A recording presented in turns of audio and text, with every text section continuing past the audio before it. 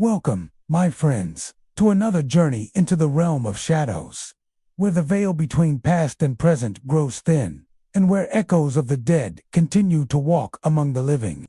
Tonight, we descend into the opulent yet haunted corridors of the Louisville Palace Theatre, a place where chandeliers sparkle, velvet curtains sway, and hidden whispers curl through the air like smoke. Since its opening in 1928, the palace has been a jewel of entertainment, drawing crowds with movies, concerts, and performances.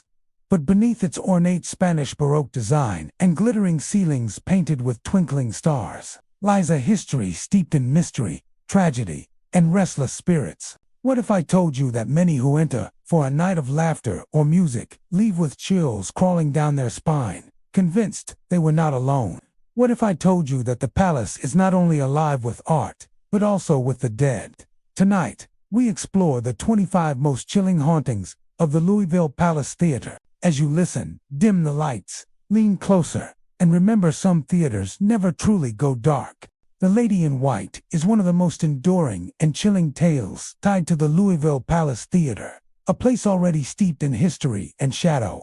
For decades, staff members, patrons, and even paranormal investigators have spoken of her presence. She is no ordinary apparition, but a figure that carries both grace and tragedy, embodying a story that seems to weave itself into the very architecture of the palace. Dressed entirely in a flowing gown of white, she has become a symbol of beauty and sorrow, drifting between the living world and something far beyond. Witnesses often describe their first encounters with her as startling yet mesmerizing. Imagine walking into the grand lobby of the palace, with its ornate ceilings and glittering chandeliers, casting pools of golden light across the marble floors. In the corner of your eye, you notice movements something too smooth, too deliberate to be dismissed as a trick of the light. Slowly, a figure emerges, gliding across the space with an elegance that seems almost unnatural. Her gown trails behind her, shifting like mist caught in a draft. Those who have stood frozen in these moments often report a conflicting sense of awe and dread, as though they are seeing something both impossibly beautiful and deeply unsettling. Her face, when visible, is said to be pale as carved marble, with features that seem both timeless and sorrowful. Witnesses claim her eyes carry a heaviness, as if she is weighed down by regrets from a life abruptly cut short. She never speaks. There are no cries, no whispers, no screams. Instead, her silence presses heavily into the air, filling the space around her with a haunting loneliness. Some who have crossed paths with her swear they felt the temperature drop instantly, the warmth of the lobby replaced by a biting chill that seeped into their bones. One of her most frequent paths takes her to the sweeping staircase that curves upward to the balconies above. Countless accounts describe her ascending with measured, graceful steps, her figure radiant against the shadows, only to vanish before she reaches the top. No matter how many eyes follow her movements, she disappears mid-journey, leaving the staircase empty and silent once more. For many, this moment is the most unnerving. It is not merely a trick of perception. It is as if she is reenacting an unfinished ritual, doomed to repeat it endlessly, unable to complete her climb. Theories about her origins vary, but each is steeped in tragedy.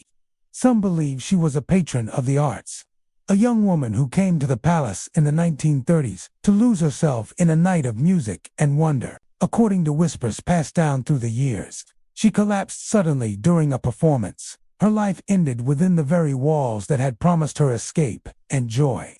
The suddenness of her death, combined with the grandeur of the surroundings, may have bound her spirit to the theater. Instead of applause, she was met with silence. Instead of celebration, she left behind unfinished dreams. Others claim she was not a patron, but a performer, young actress filled with ambition and hope, yearning for the stage. Some say her career was cut short by illness, others by an accident that took her before she ever had the chance to fulfill her dreams under the palace's dazzling lights. For her, the theater may represent what could have been, a place of endless opportunity that she was cruelly denied. Now, her ghost is said to wander the halls and stairs, lingering in the glamour she never fully experienced in life. Regardless of which tale is true, the lady in white has left her mark on generations. Theater staff, who have worked late at night, speak of hearing soft footsteps echo through the lobby when no one is present. Security cameras occasionally capture flickers of light or faint, indistinct shapes moving across the frames. During performances, a handful of patrons have reported glimpsing her standing silently near the balcony, her figure glowing faintly before melting into the shadows. Some even insist they have felt the brush of her gown as they passed through the lobby, though no one else stood near them. Paranormal investigators who have visited the palace often point to the lady in white as one of the strongest residual energies in the building. Recordings made during investigations sometimes capture unexplained sounds, an extra footstep, a faint sigh, or the rustle of fabric when the room is otherwise still. Photographs taken of the staircase occasionally reveal streaks of light or misty forms. Though skeptics dismiss these as tricks of the camera, yet those who have seen her with their own eyes insist that no photograph or video could ever capture the feeling of being in her presence. What makes her story so haunting is not just her appearance, but the emotion she carries. She is not described as malicious or frightening in the way other spirits might be. Instead, she is sorrowful, her energy soaked in longing. Those who have encountered her often leave with a lingering sadness, as though they had shared a moment with someone who desperately wanted to be remembered. In this way, she is more than a ghostly spectacle. She is a reminder of the fragility of life and the endurance of memory. To this day, the lady in white continues to drift through the palace, her presence felt in the glitter of the chandeliers, in the hush that falls over the lobby when she appears, and in the echo of applause that seems to follow her steps. She remains one of the theater's most enigmatic figures, both beautiful and tragic, forever entwined with the history of the grand old building. Whether she was a patron struck down in an instant or a performer robbed of her future, her story lingers in the air, waiting to be witnessed once more by those who dare to look beyond the ordinary. High above the velvet seats and ornate chandeliers of the Louisville Palace Theatre lies a space few patrons ever see. The projection booth. To most, it is simply a room with machines and screens, a place where the technical magic of cinema comes alive. But to those who have worked there, it is much more. They whisper of a presence that lingers in the booth, a restless spirit that refuses to step away from his duty, known as the projection booth apparition. This figure has unsettled staff and visitors for decades, reminding everyone that even the world of film and light cannot escape the shadow of death. Projectionists from the mid-20th century often confessed, sometimes in hushed tones, that they never felt alone in that booth. While threading reels of film through humming machines, they sensed a second set of eyes watching, a shadow pacing behind them, just out of reach. The booth itself, small and dimly lit, could feel stifling even on ordinary nights, but these moments carried a chill, as though the temperature dropped in sudden bursts of icy air. One projectionist claimed he felt a hand brush against his shoulder while he worked, though he turned to find no one there. The machines continued to spin, but he could not bring himself to stay another hour. Today, though the palace has long since upgraded to modern equipment, the sensation of being watched has not disappeared. Staff who step into the booth alone often report the same eerie phenomena described by their predecessors. Cold drafts sweep across the room with no logical source. Shadows seem to shift against the walls, even when the lights are steady. Some workers claim they hear footsteps behind them, slow and deliberate, as if someone is pacing the narrow length of the booth. When they turn to look, the space remains empty. The uneasy feeling of a presence never seems to leave. One of the strangest manifestations tied to this apparition is the smell of burning film. The acrid scent, unmistakable to anyone who has worked with reels, sometimes fills the booth despite no film being in use. It lingers for only a few moments before dissipating, leaving workers shaken and confused. For older projectionists, the smell carries with it a grim reminder of accidents from the past, when a jammed reel or an overheated bulb could set film aflame in an instant. The booth, once the heart of cinematic presentation, becomes instead a chamber of ghosts and memories. The legend surrounding this spirit points back to a tragic night many decades ago. As the story goes, A dedicated projectionist was threading film late into the evening after a screening had ended. Alone in the booth, he suffered a sudden, fatal heart attack. The theater had closed for the night, and no one came to check on him until morning. By then, he had already passed, his lifeless body slumped beside the equipment he had tended so faithfully. To this day, many believe his spirit remains tethered to the booth, unwilling to leave behind the work that defined his life. The idea of a ghostly projectionist resonates deeply with those who understand the passion of the craft. Projectionists were the unseen backbone of movie theaters, ensuring that every frame ran smoothly, every show dazzled the audience. They worked long hours in isolation, tucked away in high rooms, while the crowd below laughed, cried, and gasped at the screen. It is perhaps no wonder that one of them, so devoted to his task, would cling to his post, even in death. The theater was his world, and the booth his sanctuary. Now, it has become his prison. Paranormal investigators who have visited the palace often point to the projection booth as a hotspot of activity. Some have captured unexplained fluctuations in temperature or spikes in electromagnetic readings. Recordings made in the booth have produced faint, unsettling sounds, shuffling footsteps, a cough, even the faint rattle of film reels that were not running. On rare occasions, visitors claim to have seen the shadowy figure himself, a dark outline moving slowly behind the glass window of the booth, as if preparing a reel for a show that never comes.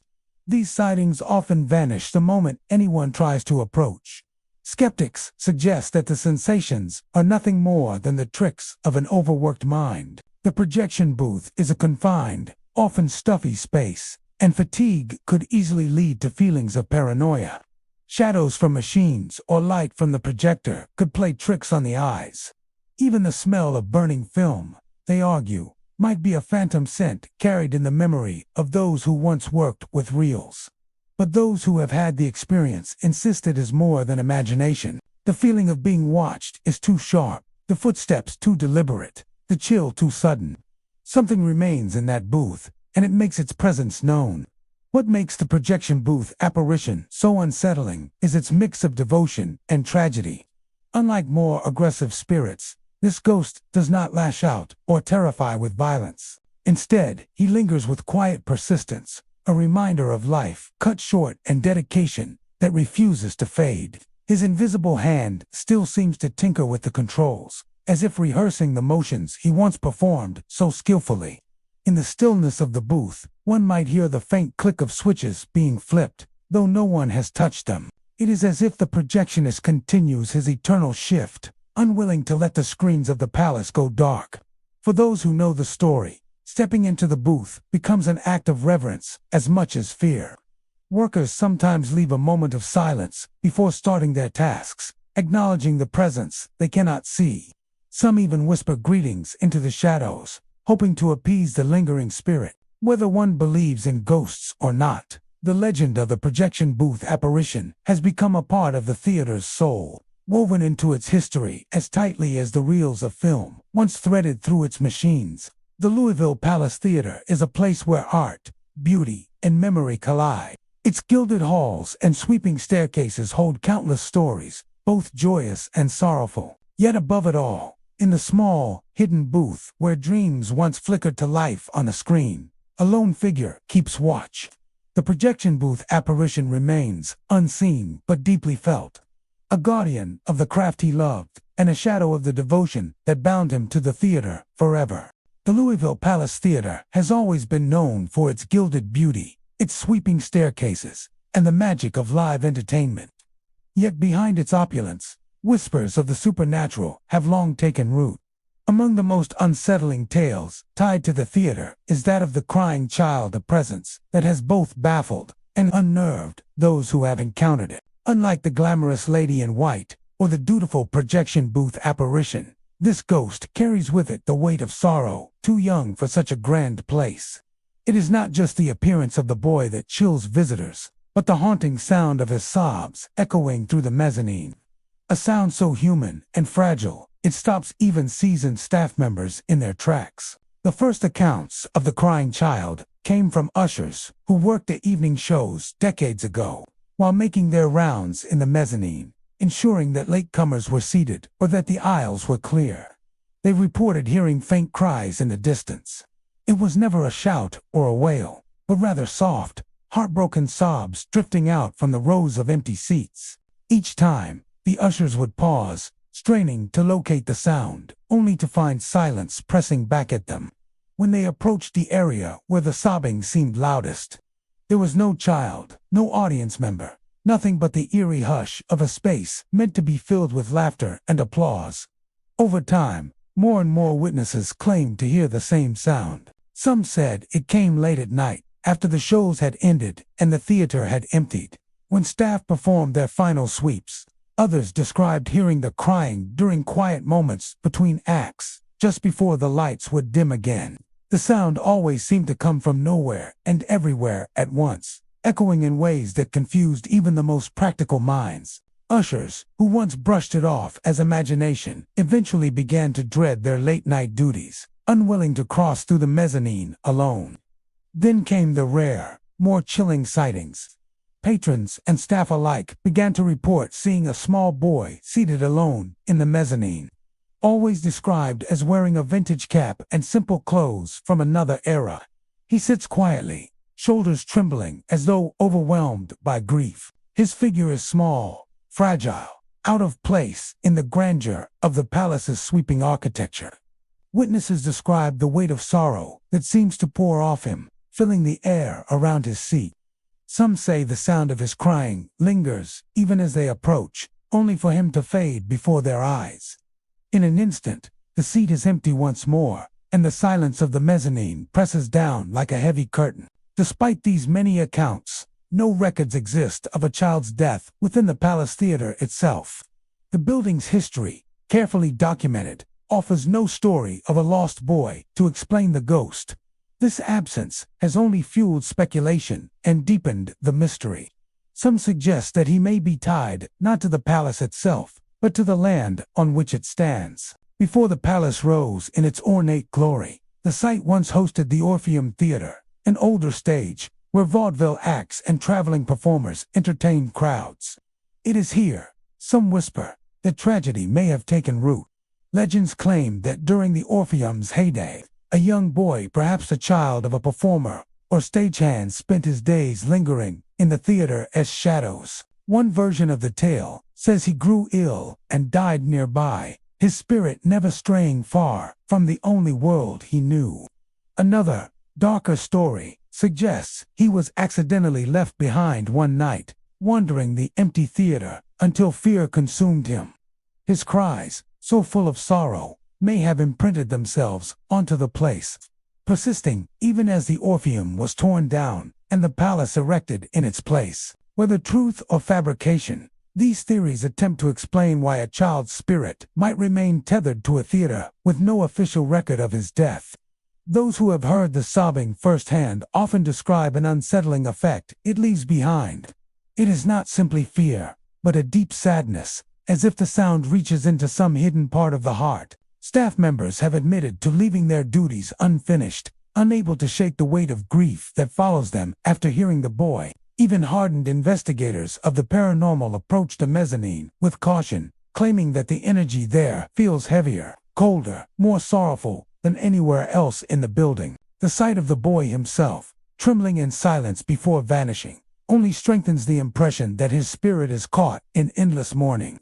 Some investigators believe the crying child is a residual haunting, a replay of sorrow bound to the space, an echo of a long-forgotten tragedy.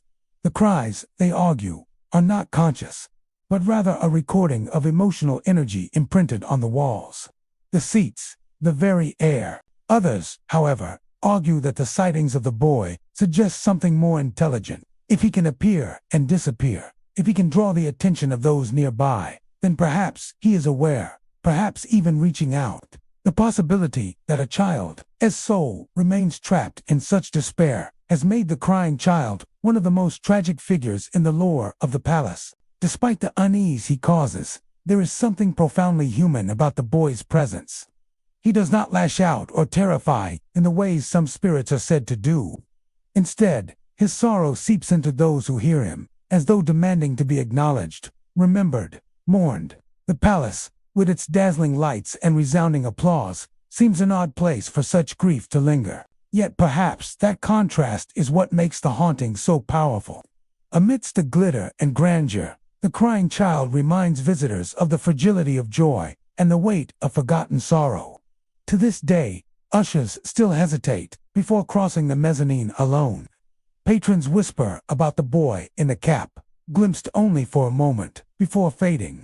And in the quiet stretches of night, when the theater lies empty, the sound of soft sobbing sometimes drifts across the rows, a reminder that the past is never truly gone. The crying child remains one of the palace's most enduring mysteries, a fragile spirit of sorrow, lingering where laughter once reigned, and leaving behind a haunting echo that no curtain call can silence. The Louisville Palace Theatre is known for its gilded ceilings, glowing chandeliers, and ornate architecture. But for those who spend long hours on its stage, another presence makes itself known. Beneath the dazzling lights, performers and crew alike often sense that they are not truly alone. When the house is quiet and rehearsals echo through the cavernous hall, eyes inevitably drift upward to the catwalks. There, high above the stage where shadows gather, a figure is sometimes seen moving with steady, deliberate steps.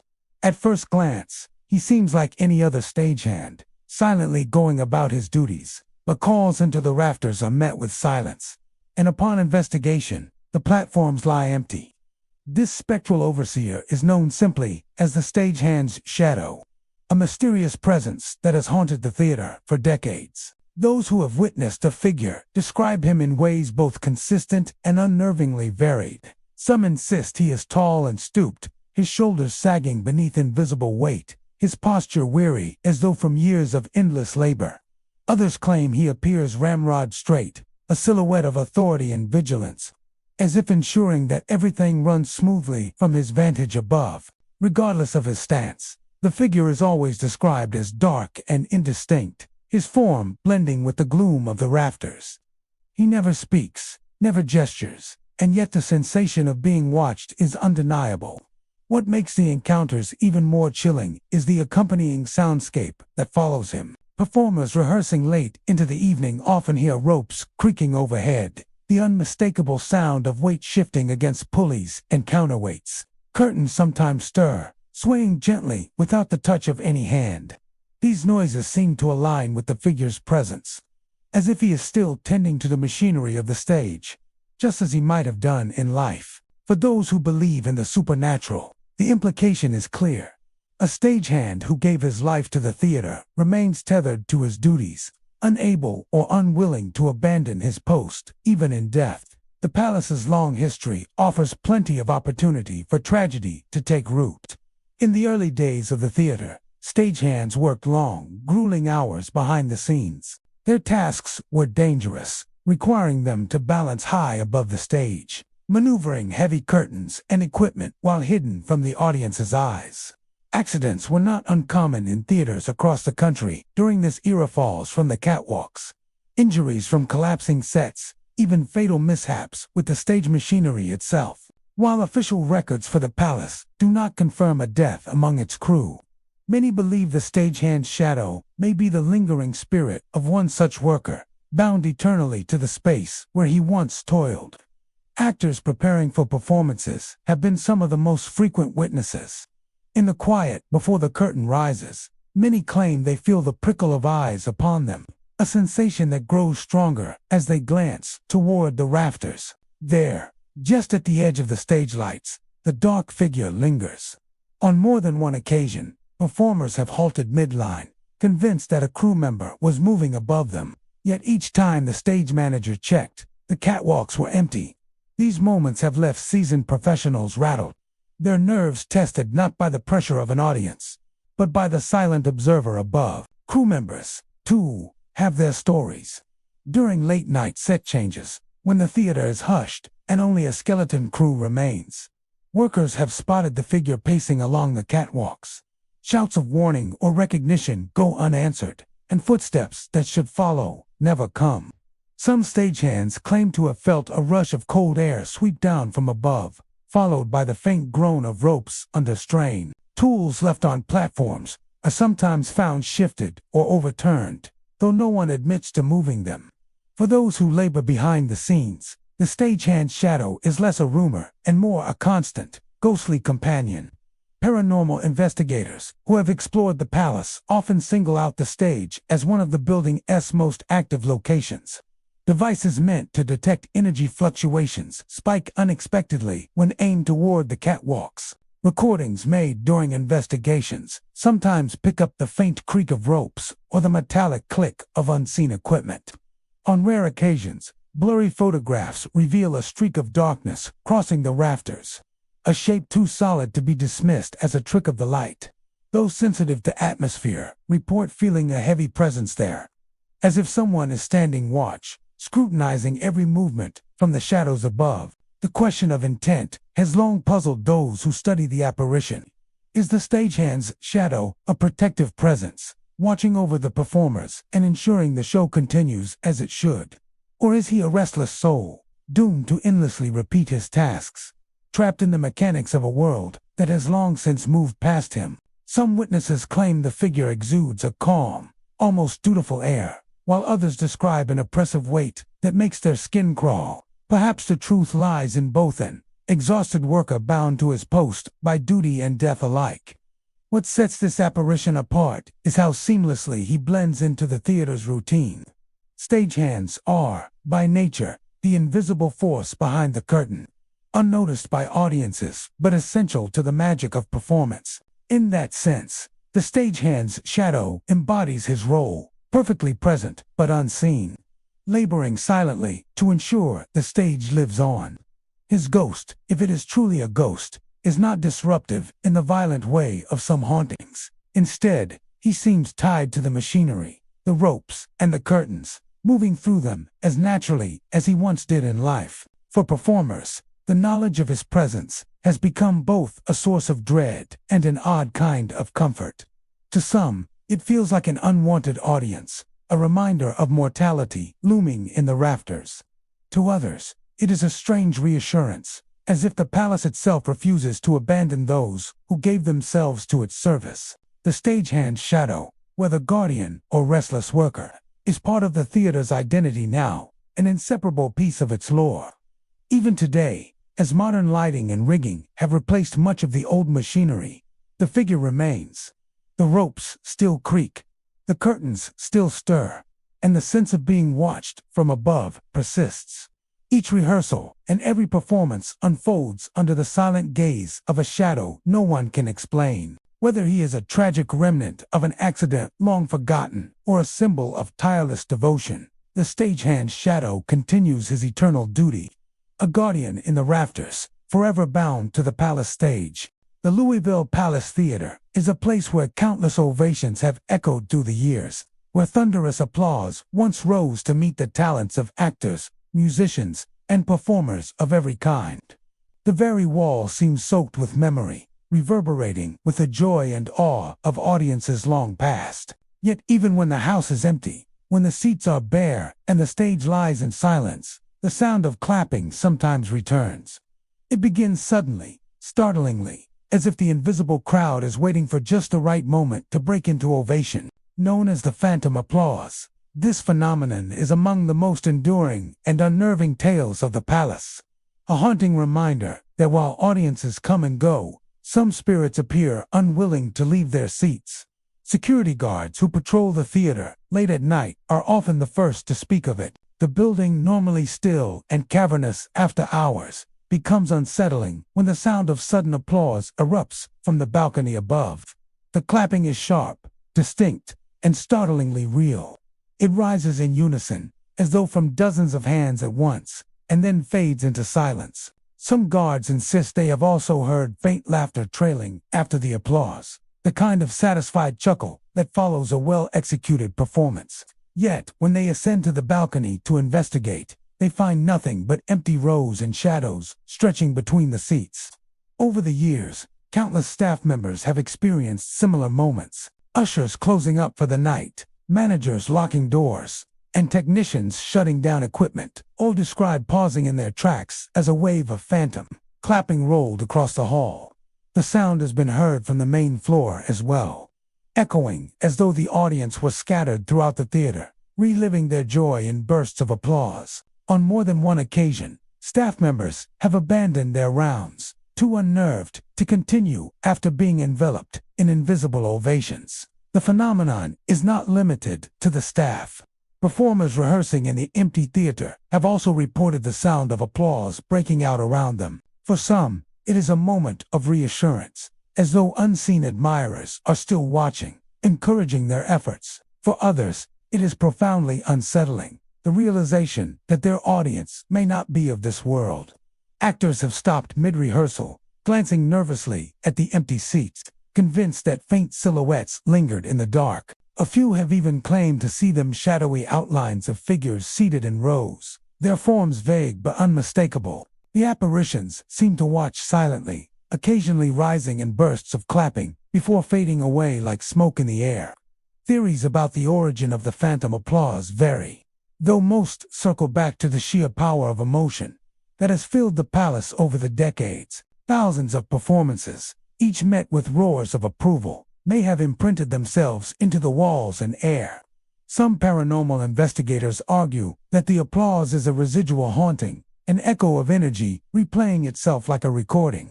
To them, it is the memory of past ovations replayed again and again, surfacing in moments when the theater is still and quiet enough to let it be heard. Others take a different view.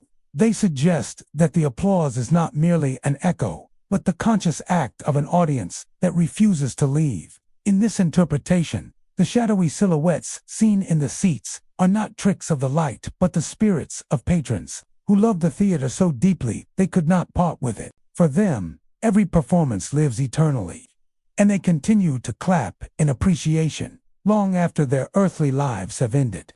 Skeptics dismiss the phenomenon as imagination, the product of acoustics and suggestion. Old buildings have a way of carrying sound, and the palace, with its vaulted ceilings and intricate design, might create echoes that resemble clapping. The laughter, they argue, may be creaks of wood or distant noises mistaken for voices. Yet those who have heard it firsthand remain unconvinced. The clarity of the clapping, the unison of the applause, and the way it rises and falls as though timed to a performance are too distinct, too deliberate, to be dismissed as chance. The emotional weight of the experience also lends credibility to those who believe. Many who have heard the phantom applause describe not just the sound, but the atmosphere. It creates a sudden charge in the air, as though the theater itself comes alive. It is not merely a noise, but a feeling, a surge of energy that floods the stage and balcony. Performers especially note this effect, describing how the applause feels almost directed at them. A chilling, yet exhilarating sensation that transcends the normal divide between audience and actor. Perhaps what makes the phantom applause so haunting is its dual nature. On one hand, it is a comforting thought that those who once filled the theater with joy remain to celebrate its magic forever. On the other, it is terrifying to know that even in emptiness, the voices of the past do not rest. To stand on the stage or in the balcony, enveloped in the sound of unseen hands clapping, is to be reminded of the thin line between memory and haunting, between life and what lies beyond. The phantom applause continues to echo through the palace, defying explanation. Security guards still report it during lonely rounds, staff still whisper of laughter in the shadows, and performers still brace themselves for sudden bursts of invisible ovation. Whether a replay of history or the persistence of an audience unwilling to let go, the phenomenon has become an indelible part of the theater's lore. It is a haunting not of menace, but of memory, of joy so strong it refuses to fade. And so, within the golden glow of the palace, where chandeliers, glitter, and velvet seats wait patiently for new audiences, the sound of clapping sometimes fills the silence. Phantom hands, applauding a show that never ends. The Louisville Palace Theatre is a monument to grandeur, a place where velvet curtains rise and chandeliers gleam with timeless elegance. For decades, its stage and screen were accompanied by the rich, resonant sounds of a mighty Wurlitzer organ. Long before surround sound and digital systems, the organ's voice filled the hall, swelling and soaring with tones that wrapped the audience in a cocoon of music. Patrons would arrive not just for the performances themselves, but for the enchanting preludes, interludes, and finales played by the theater's organist. The instrument was more than accompaniment, it was the heartbeat of the palace. Today, however, the organ is gone, removed after years of service. Its pipes and keys no longer stand within the theater's walls. Yet, strangely, the sound of its music lingers still. Visitors and staff alike whisper of melodies drifting through the hall when the theater is silent, notes rising and falling as though carried on unseen winds.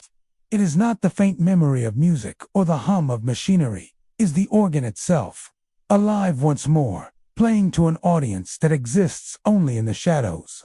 The phenomenon often occurs late at night, when the palace is empty. Security guards making their rounds describe entering the hall to find it filled with sound, the unmistakable voice of the Wurlitzer, reverberating against marble and velvet. The music seems to come from everywhere at once, with no clear source to chase down.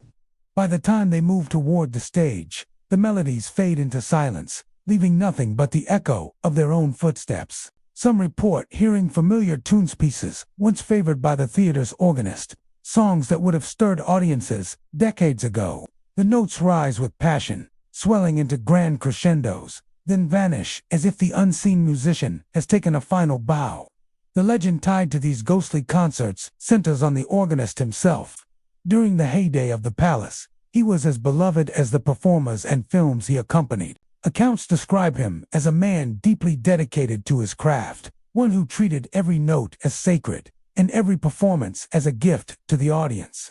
For decades, he sat at the console of the Wurlitzer, hands and feet moving with precision across its keys and pedals, coaxing the instrument into life. To him, the organ was not just an instrument, but a voice that could breathe soul into the theater. Some say he loved the palace so much that he never truly left. When the organ was dismantled and taken away, the physical instrument disappeared, but the spirit of its music remained.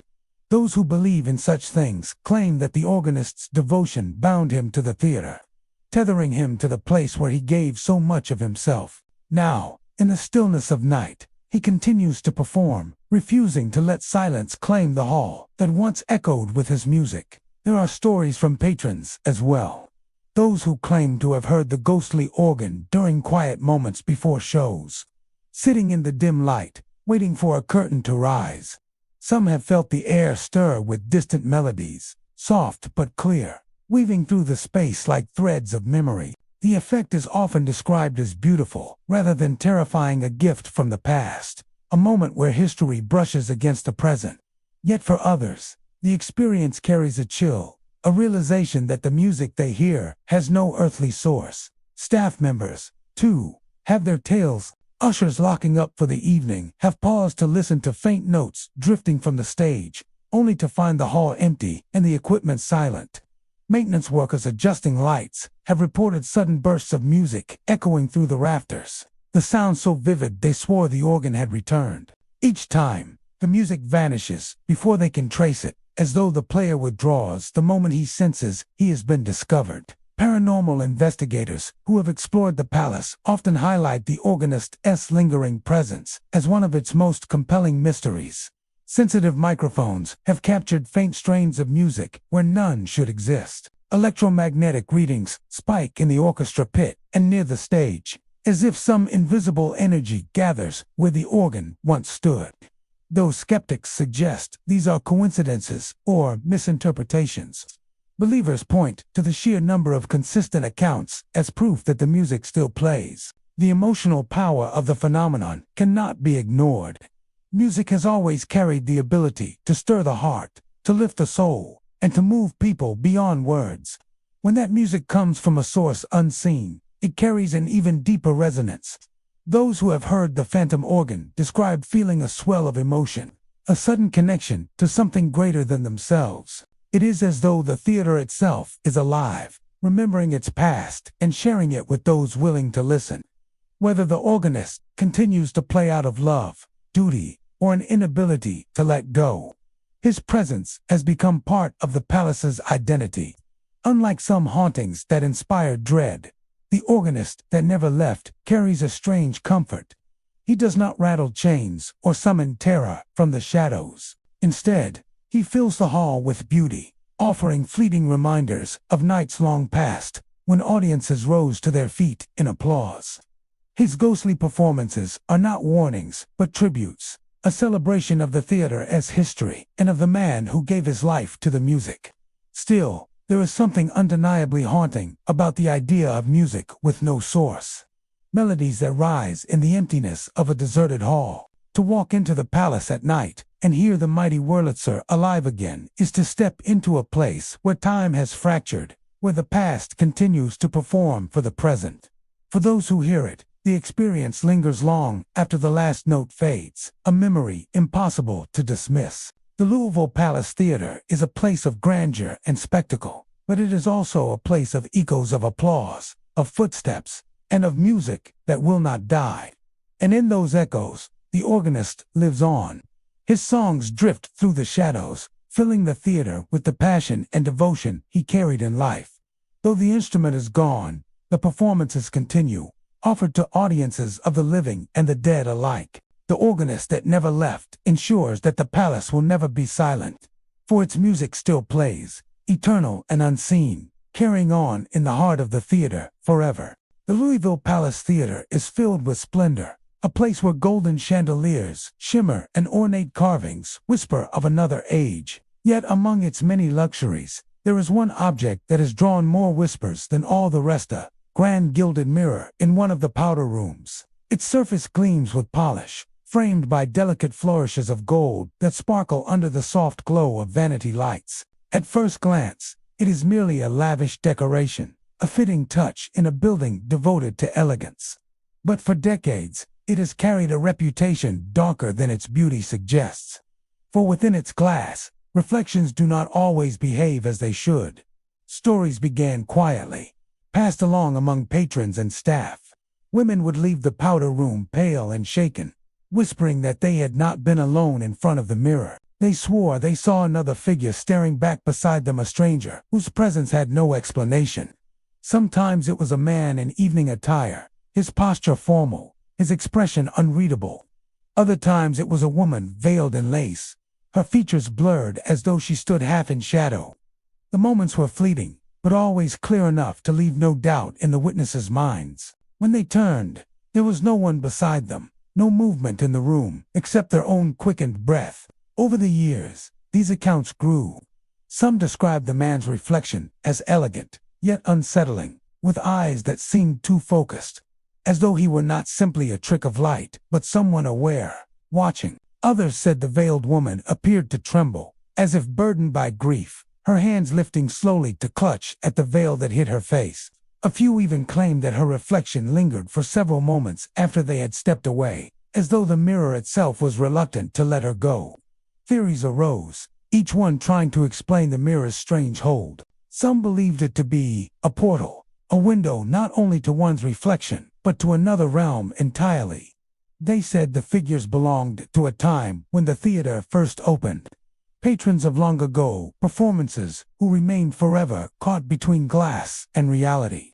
Others suggested the mirror had absorbed the energy of countless visitors, its surface recording their presence until shadows of them bled through into the present. A darker tale held that the mirror once hung in another theater altogether, one that had burned to the ground. The souls lost in that fire, it was said, still hovered within its frame, trapped in endless reflection. What lends weight to these tales is the consistency of the encounters. The mirror does not show just anyone, nor does it distort ordinary reflections into monstrous shapes. Instead, it offers its own audience, people who should not exist, yet appear with unsettling clarity. Witnesses often insist that the air around them shifts in those moments, dropping cold, as though the mirror itself draws heat and energy into its depths. Some describe a faint hum, not a sound exactly, but a vibration felt through the skin, like standing too close to hidden machinery. When the reflection vanishes, the sensation ceases, leaving behind only the question of what truly happened. Staff members, to have their stories. Custodians cleaning late at night sometimes avoid the powder room altogether, saying the mirror makes them uneasy. One attendant recalled seeing the man in evening dress so vividly that she apologized aloud, thinking she had intruded on a guest. Only when she realized no one was there did she flee the room, shaken and unwilling to return alone. Another claimed the veiled woman once raised her head slowly, revealing empty sockets where her eyes should have been, a sight that haunted the attendant for weeks afterward. Even skeptics who laugh at ghost stories admit the mirror carries an unusual weight. They may not believe in spirits, but many agree that standing before it too long feels strange, as though the reflection is not entirely their own. Some joke that the mirror watches back, yet their nervous glances betray unease. Others point out that so many different people, patrons, staff, visitors, have seen figures in the glass that dismissing them all as imagination seems impossible. Paranormal investigators who have visited the palace often request time with the mirror. Cameras and sensors placed around it have recorded fluctuations in temperature and unexplained light distortions across its surface.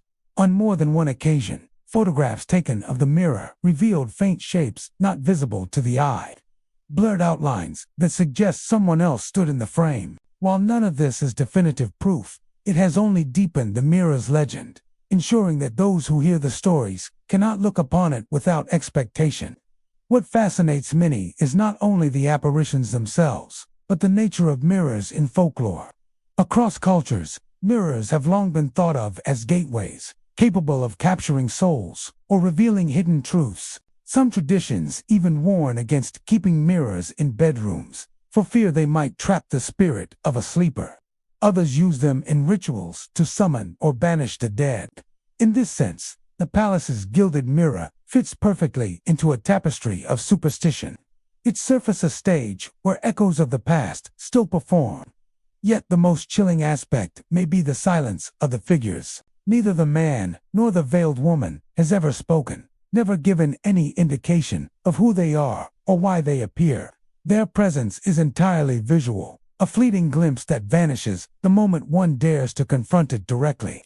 This silence leaves room for imagination, and perhaps that is why the stories endure so strongly. To see a stranger standing beside you, reflected in perfect detail where no one exists, is to face a mystery with no clear answer.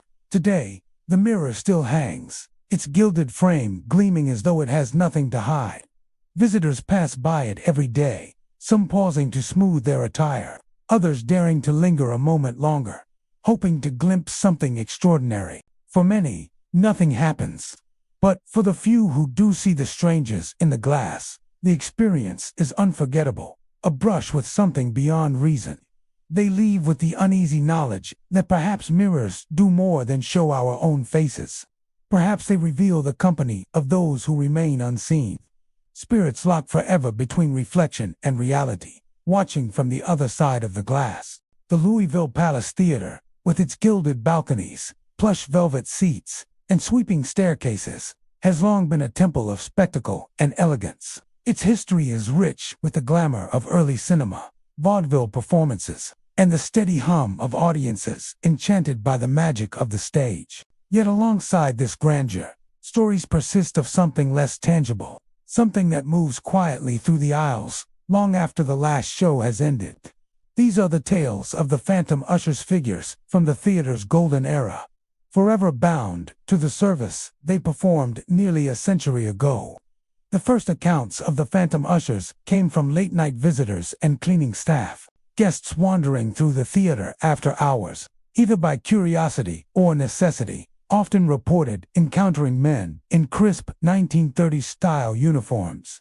The uniforms were meticulous, brass buttons gleaming under dim lights, caps perched at a precise angle, jackets sharply tailored to suggest authority and professionalism. These figures would appear silently along the aisles, moving with a grace and efficiency that seemed almost rehearsed. Their actions were polite and deliberate, guiding wandering visitors toward the correct rows or offering directions to exits, restrooms, or the stage doors. What made these encounters particularly eerie was the way the ushers disappeared. After fulfilling their helpful duties, when visitors attempted to thank them or simply turned to ask a question, the figures would vanish into the shadows.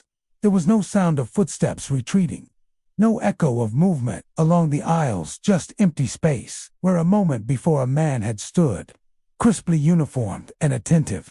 Those who had experienced this phenomenon often described the sudden disappearance as startling but strangely serene, almost as though the ushers were aware of their invisibility, guiding without expectation of recognition. Historians and theater enthusiasts believe these apparitions are the spirits of loyal employees from the palace's early years. During the 1920s and 1930s, the theater was at the height of its glamour. Ushers were more than just attendants. They were custodians of etiquette and atmosphere, maintaining the grace and order of the house while attending to every need of the audience. These men worked long hours, sometimes from before the first matinee until after the last evening performance, ensuring that the theater ran like a well-oiled machine. The dedication required of them was immense, and some suggest that this devotion has bound their spirits to the theater even after death. The experiences of those who have encountered the phantom ushers are remarkably consistent. A guest might be wandering alone in the mezzanine, the silence of the empty theater heavy around them, when suddenly a figure appears at their side. He will offer directions in a quiet, polite voice, never hurried or abrupt, his tone imbued with the calm authority of someone who has performed this task countless times. He may gesture toward the exit or lead the visitor several rows down the aisle, ensuring they reach their destination. But as soon as a guest turns to acknowledge him or attempts conversation, the man is gone, leaving no trace but the lingering sense of being accompanied. Security personnel also recount experiences of the phantom ushers. During late-night patrols, they have seen figures moving among the seats, inspecting rows, or checking that aisles remain clear. Sometimes, the figures will pause to glance in the direction of a guard, then vanish without warning. The consistency of their uniforms and behavior suggests a residual echo of the theater's operational past. A snapshot of the palace's heyday, replaying itself over and over in the fabric of the building. Paranormal investigators who have explored the palace often cite the phantom ushers as one of the most charming and yet unnerving elements of the theater's supernatural lore. Unlike spirits that frighten or unsettle, these figures appear dedicated and purposeful.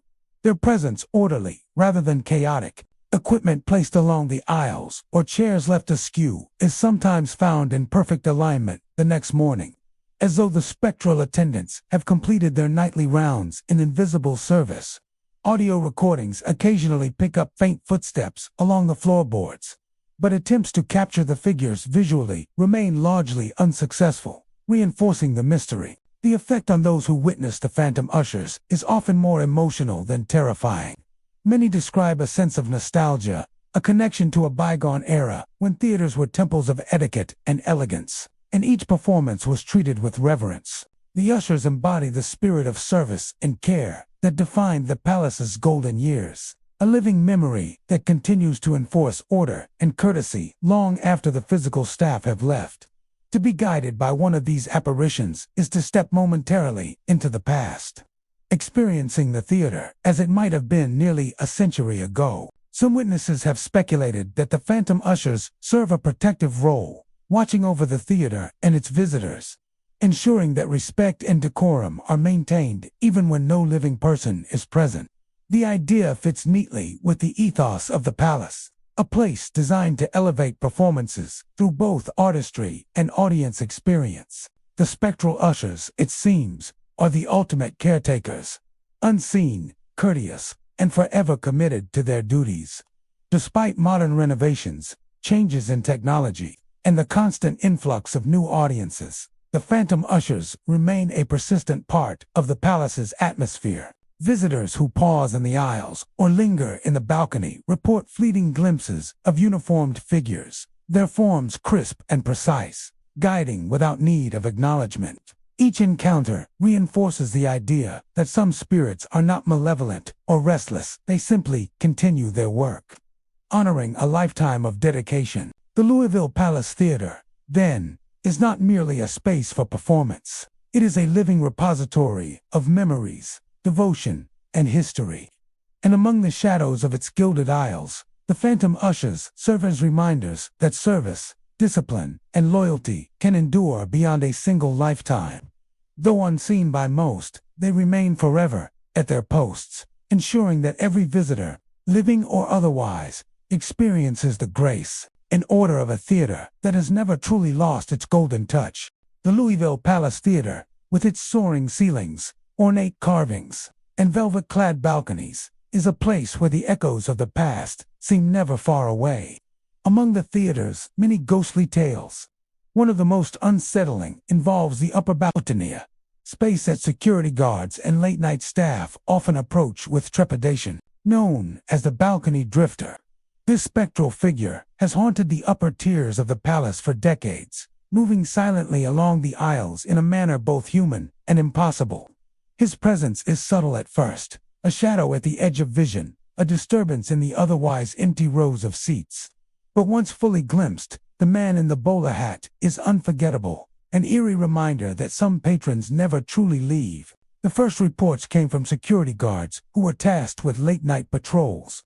Unlike the main floor, where the echo of footsteps can carry easily, the upper balcony is quieter, more isolated, and layered in shadows that stretch across the ornate railings. Guards would ascend the narrow staircase and find themselves aware of a figure drifting among the seats. He wears a bowler hat, sharply tilted, and moves in a slow, deliberate fashion. His gait is peculiar, measured, almost dragging, as if each step requires effort, though he never seems burdened. Initially, the guards assumed they were encountering a maintenance worker or a lone patron who had stayed behind, but each time they approached, the figure vanished around a corner, leaving only empty rows behind. The balcony drifter appears solid and tangible at first, a presence that seems corporeal. Witnesses describe the creak of polished floors beneath his steps and the occasional brush of a coat sleeve along the back of a seat. Some have even felt a cold draft as he passes, as though the air itself bends to his form. Yet the moment he turns a corner or is confronted directly, the man evaporates into nothingness, leaving a space that seems impossibly vacant. It is this sudden disappearance that unsettles guards the most, a visual contradiction that defies explanation. Historians and theater enthusiasts have speculated about the identity of the balcony drifter. Many believe he was once a frequent patron of the palace, someone who loved the theater so dearly that he returned night after night to watch performances from the upper balcony. The theory goes that one evening, decades ago, the man suffered a fatal accidental misstep, a stumble down the grand staircase, or perhaps a heart attack in the midst of a show. Whatever the cause, his presence was cut short in life, yet in death, he returned to the place he loved most, eternally drifting among the seats of the balcony. The experiences of those who encounter the balcony drifter are remarkably consistent. Guards report first noticing movement in the periphery, a flicker of bowler hat and coat. As the figure approaches, the details become sharper. A man of average height, neatly dressed, his face sometimes shadowed beneath the brim of his hat.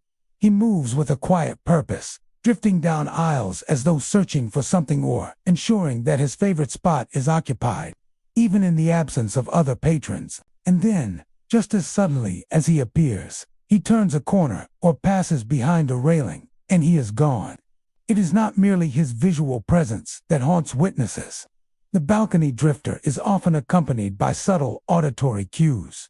The soft scuff of shoes on wood, the faint rustle of clothing, the almost imperceptible sigh of air displaced as he walks. These sounds are enough to unsettle anyone on the balcony alone, a reminder that the theater's history is embedded not only in its architecture, but in the people who once filled it. Staff often describe the sensation as walking in the shadow of the past, guided by a figure who belongs entirely to another time. For performers and visiting staff, the upper balcony has taken on an aura of caution. Some refuse to linger there after hours, citing an almost magnetic pull toward the man in the bowler hat. Cleaning crews occasionally report tasks left half-finished, only to return the next day and find chairs subtly shifted or aisles disturbed, as if the balcony drifter has made a silent inspection of the space. Paranormal investigators who have explored the theater often note the consistency of these reports. pointing to the uniformity of sightings as evidence that the phenomenon is not mere imagination. Photographs occasionally capture faint outlines or streaks in the corners of images, though the figure himself is rarely fully documented on film. The balcony drifter is also notable for the sense of calm he conveys. Unlike other apparitions that inspire fear or alarm, he is generally non-threatening, even courteous in his movements. Guards often describe a strange feeling of nostalgia or melancholy when they witness him, as though they are glimpsing a man who is content simply to be where he belongs. The apparition seems tethered not by unfinished business or anger, but by a deep attachment to the theater, a loyalty that transcends the boundary between life and death. The mystery of the balcony drifter speaks to the unique character of theaters themselves. They are spaces designed to evoke emotion, to capture attention and hold it, to make audiences suspend reality for the sake of performance. Perhaps it is only natural, then, that some who love such spaces most dearly would remain, their presence a testament to passion and devotion. The balcony drifter embodies this devotion, a man who cannot leave the balcony, who continues his nightly rounds among the seats, ensuring that the theater remains as it always was in his memory. Even today, the upper balcony is approached with a mix of reverence and caution. Guards still report seeing the man in the bowler hat drifting down the aisles, vanishing as soon as he is confronted. Patrons and staff alike leave with the unsettling realization that the theater is never truly empty, that the spirit of a devoted spectator who once loved the palace above all else continues to wander the seats he favored in life. In this way, the balcony drifter remains a haunting yet poignant presence, forever bound to the theater he cherished, eternally returning to the place where he felt most at home. The Louisville Palace Theatre is a place where every detail seems designed to enchant. Gilded ceilings glimmer, velvet curtains sway, and crystal chandeliers scatter light across the auditorium. For generations, it has been a haven of glamour and spectacle, where the laughter of audiences and the applause of patrons filled every corner. Yet, amidst the opulence, there lingers a presence more subtle than any stagehand or projectionist, a ghostly visitor whose presence is announced not by sight or sound, but by the delicate waft of fragrance. Known to staff and repeat visitors alike as the phantom perfume, this mysterious aroma has become one of the theater's most elusive and intriguing legends. The phenomenon is sudden and unpredictable. One moment, the theater is still and empty, the silence of the hall only interrupted by the faint hum of the ventilation system or the soft creak of the floorboards. Then, without warning, a sweet scent of jasmine drifts through the air. It curls around the plush seats, weaves through the velvet curtains, and seems to linger even in the stairwells and hallways. The scent is rich and floral, yet delicate, the kind of fragrance that might have been worn by a woman of style and poise in the theater-esque golden era.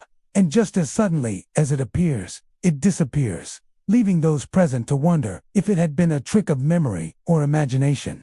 Ushers and staff, who have worked at the palace for decades, describe the experience with a mix of awe and reverence. Longtime employees speak of smelling the jasmine when preparing the auditorium before a show, or when walking down empty aisles late at night.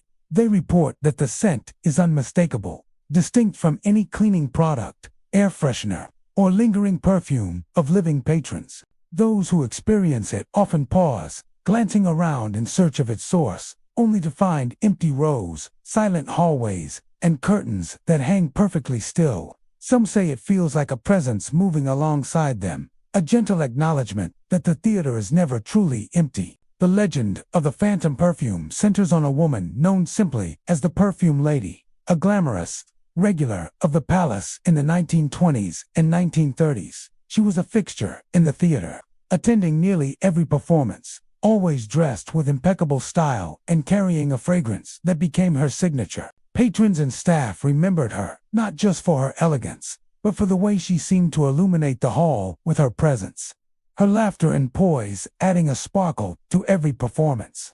Her sudden death during an intermission, a collapse in the grand foyer, was a shock that left an indelible mark on the palace. Many believed that her spirit, like the memory of her scent, could not bear to leave the theater she loved. The experiences of those who have encountered the phantom perfume are remarkably consistent. Ushers report feeling a soft brush of air, followed by the gentle, unmistakable fragrance of jasmine. Patrons walking alone through the hallways have paused, inhaling deeply and sensing a presence nearby, though no living person is in sight.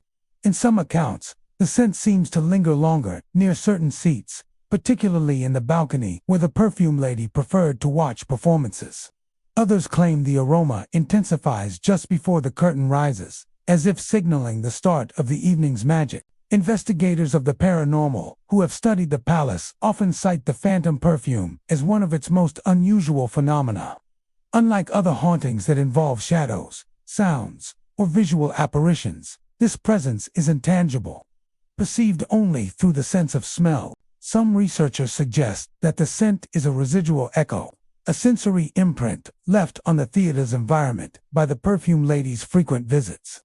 Others propose a more conscious explanation, that her spirit continues to wander the theater, announcing herself through the fragrance she carried in life. A spectral calling card, ensuring she is remembered by those who pass through the hall. For performers, the appearance of the phantom perfume carries an almost magical quality. Some have described moments of inspiration or sudden calm when the scent drifts past during rehearsals, as if the theater itself were encouraging them. Ushers often treat it as a sign of approval, a subtle acknowledgement from a patron who never truly left. Even those who are skeptical cannot deny the emotional weight that accompanies the appearance of the fragrance. It evokes memories of a time when theater-going was a ritual of elegance, of glamour and care, and of the human beings who shaped the palace's golden years. The phenomenon is not frightening in the traditional sense, yet it leaves a profound impression. To sense the presence of someone who has long since passed, announced only by fragrance, is to confront both the fragility and endurance of memory. The phantom perfume serves as a bridge between past and present, a delicate reminder that the theater is more than its architecture or its performances. It is a repository of lives and stories, preserved not only in photographs and programs, but in the echoes of the people who once filled its halls. What makes the legend enduring is the subtlety of the encounter. The perfume lady does not appear visually, nor does she make noise or interfere with the theater's functions. Instead, she leaves traces hints of a life once lived, the unmistakable signature of a woman whose presence enriched the palace for decades. The aroma of jasmine becomes a connection, a reminder that history can be experienced in unexpected ways, and that devotion, elegance, and love for a place can linger beyond death. Even today, visitors may catch a hint of jasmine drifting through the theater, particularly on quiet nights when the hallways are empty and the velvet curtains sway with the draft. Ushers smile knowingly, having felt the ghostly presence themselves. And patrons sometimes pause, inhaling the delicate fragrance with curiosity and awe. For those who have experienced it, the phantom perfume is a reminder that the palace is not merely a building, but a living memory, where the perfume lady continues to announce herself, with each waft of jasmine, forever ensuring that she is never forgotten. The Louisville Palace Theatre is a place where the glamour of the stage and the echoes of history intertwine. And nowhere is this more evident than in the old dressing rooms tucked behind the main stage. These rooms, once bustling with actors preparing for performances, now exude an aura of both nostalgia and unease. Though modern productions still use these spaces, many performers report an unmistakable sense of not being alone. Shadows seem to shift just beyond the light, and the air carries a weight of expectation that goes beyond the ordinary nerves of pre-show jitters. The dressing room apparition is a presence that has been felt by generations of actors. A ghostly figure who lingers among the mirrors, costumes, and makeup tables, silently observing and interacting in ways that are both comforting and unnerving. The phenomenon often begins subtly. Actors recount how lights above their mirrors flicker, even when the circuits are new and functioning perfectly. The reflections in the dressing room mirrors sometimes appear oddly distorted, as if a second figure is standing just out of frame. There are faint sounds too, whispers that drift through the air, sometimes encouraging, sometimes teasing. Some describe hearing phrases like, "You've got this," or "Don't forget the entrance," delivered in a tone of authority that seems to belong to someone who has known the stage intimately. Other times, the whispers are less friendly. A soft chuckle or a sharp remark that feels intended to test the nerves of the performer. One particularly chilling account comes from a young actress preparing for a matinee. She had been rehearsing lines quietly in front of her mirror when she felt a sudden, light pressure on her shoulder. Startled, she spun around, only to find the dressing room empty. No colleagues were nearby, and the room was silent except for the distant hum of the theater's ventilation. Though she tried to brush it off as nerves, the sensation lingered, as if someone had deliberately reached out to offer a reassurance, or perhaps a reminder that the stage commands respect. The identity of this apparition is the subject of much speculation. Many believe it to be the spirit of a veteran actor who performed at the Palace during its heyday. He may have been a star of the stage, admired and feared in equal measure, whose presence behind the curtains was both inspiring and intimidating. In life, he was known to mentor young performers, offering encouragement before a big scene, and occasionally delivering a pointed critique when standards were not met. Those who believe in his lingering presence suggest that he continues these practices in death, moving among the dressing rooms to guide, motivate, or test the actors who follow in his footsteps. Actors describe encounters with the apparition as unpredictable. Sometimes the figure is merely a feeling of being watched, an energy that seems to track their movements as they slip into costume or rehearse their lines. At other times, objects appear to move on their own makeup brushes, rolling across tables. Costume hangers swaying gently, or scripts shifting as if being adjusted for emphasis. Mirrors fog inexplicably, forming shapes or silhouettes that vanish when touched. The most consistent element, however, is the sense of an unseen presence that is both attentive and exacting, as though the spirit is performing a backstage duty that will never end. Paranormal investigators who have explored the palace often cite the dressing rooms as one of the theater's most active areas. Recordings occasionally pick up low-frequency murmurs and subtle noises that cannot be traced to the building's machinery. Temperature readings fluctuate sharply, with pockets of cold air forming near mirrors and costume racks. Cameras sometimes capture faint, indistinct shapes at the edge of the frame, too fleeting to be clearly identified but consistent with reports from performers. These findings, while not conclusive proof, reinforce the idea that the dressing rooms are more than just functional spaces. They are a nexus of memory and lingering presence. The effect on performers is profound. Some actors report a heightened sense of focus or confidence when the apparition is present, as though the veteran spirit is lending his attention to ensure the performance goes well. Others feel a spike of anxiety or self-consciousness, interpreting the flickering lights and whispers as judgment. In either case, the dressing room apparition seems intimately tied to the rituals of the stage. The brushing of hair, the last-minute line rehearsal, the adjustment of a costume, and the mental preparation before stepping into the spotlight. Stories of the apparition also carry an element of continuity, linking generations of performers. Actors from decades past recall similar experiences, noting the same flickering lights, whispered advice, and fleeting touches. The consistency of these accounts suggests that the spirit is not random or malevolent, but bound to the palace in a role that mirrors life. A backstage mentor, present even when unseen, offering guidance and subtle warnings to those who follow. There is a haunting beauty to this presence. Unlike spirits that terrify or demand attention, the dressing room apparition is intertwined with the craft of performance itself. He is a spectator and participant at once. A reminder that the theater is a space of heightened emotion, discipline, and artistry. In moments of quiet preparation, when an actor's nerves are taut and every line must be remembered, the subtle influence of the apparition is almost tangible. A nudge, a sigh, a whisper from the past, reminding the living that the stage is both a privilege and a responsibility.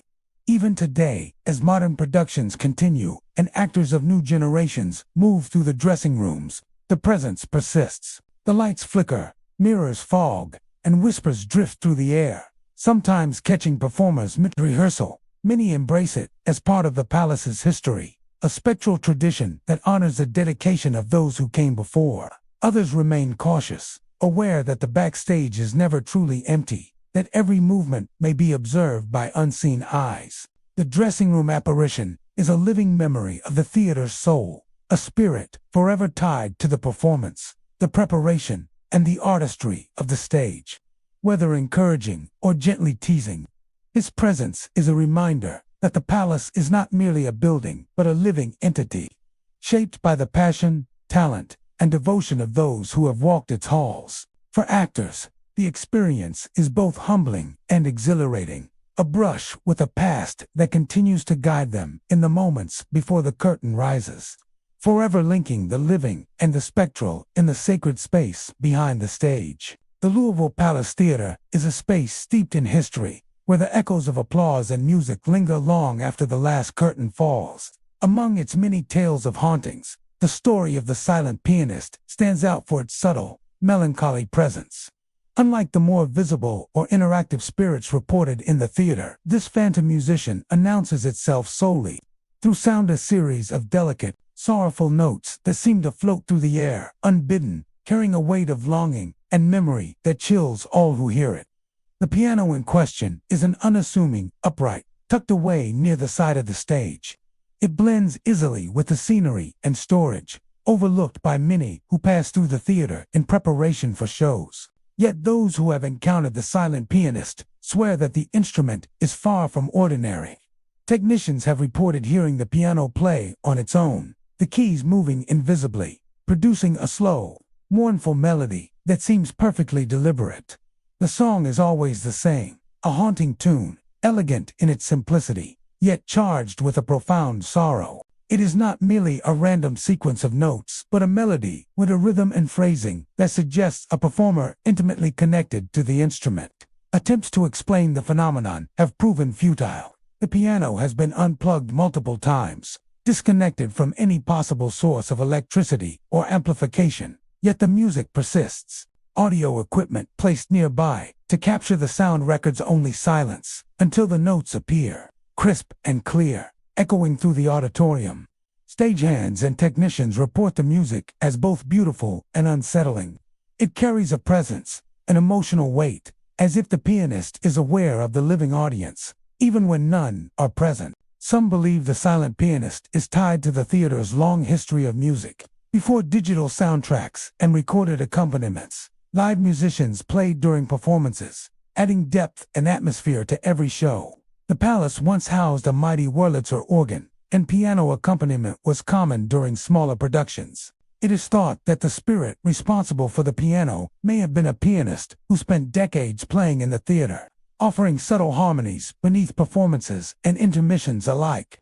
The devotion to their craft could have anchored the musician's spirit to the palace, ensuring that even in death, they continued to perform. Witnesses describe varied encounters with the piano, yet the core details remain consistent. Sometimes the music begins softly, barely audible, just a whisper of notes that draw attention to the side of the stage. Other times, it erupts with more urgency, filling the wings and creeping into the auditorium, even when the building is empty. Staff who attempt to approach the piano find it still and silent, the keys motionless, as though the music is emanating from some invisible hand. The melody stops as suddenly as it starts, leaving a lingering tension in the air, a resonance that takes moments to dissipate. One stagehand recounted arriving for an early morning setup, the theater completely dark except for the faint glow of exit signs. As he entered the area near the piano, he heard the opening chords of the familiar tune.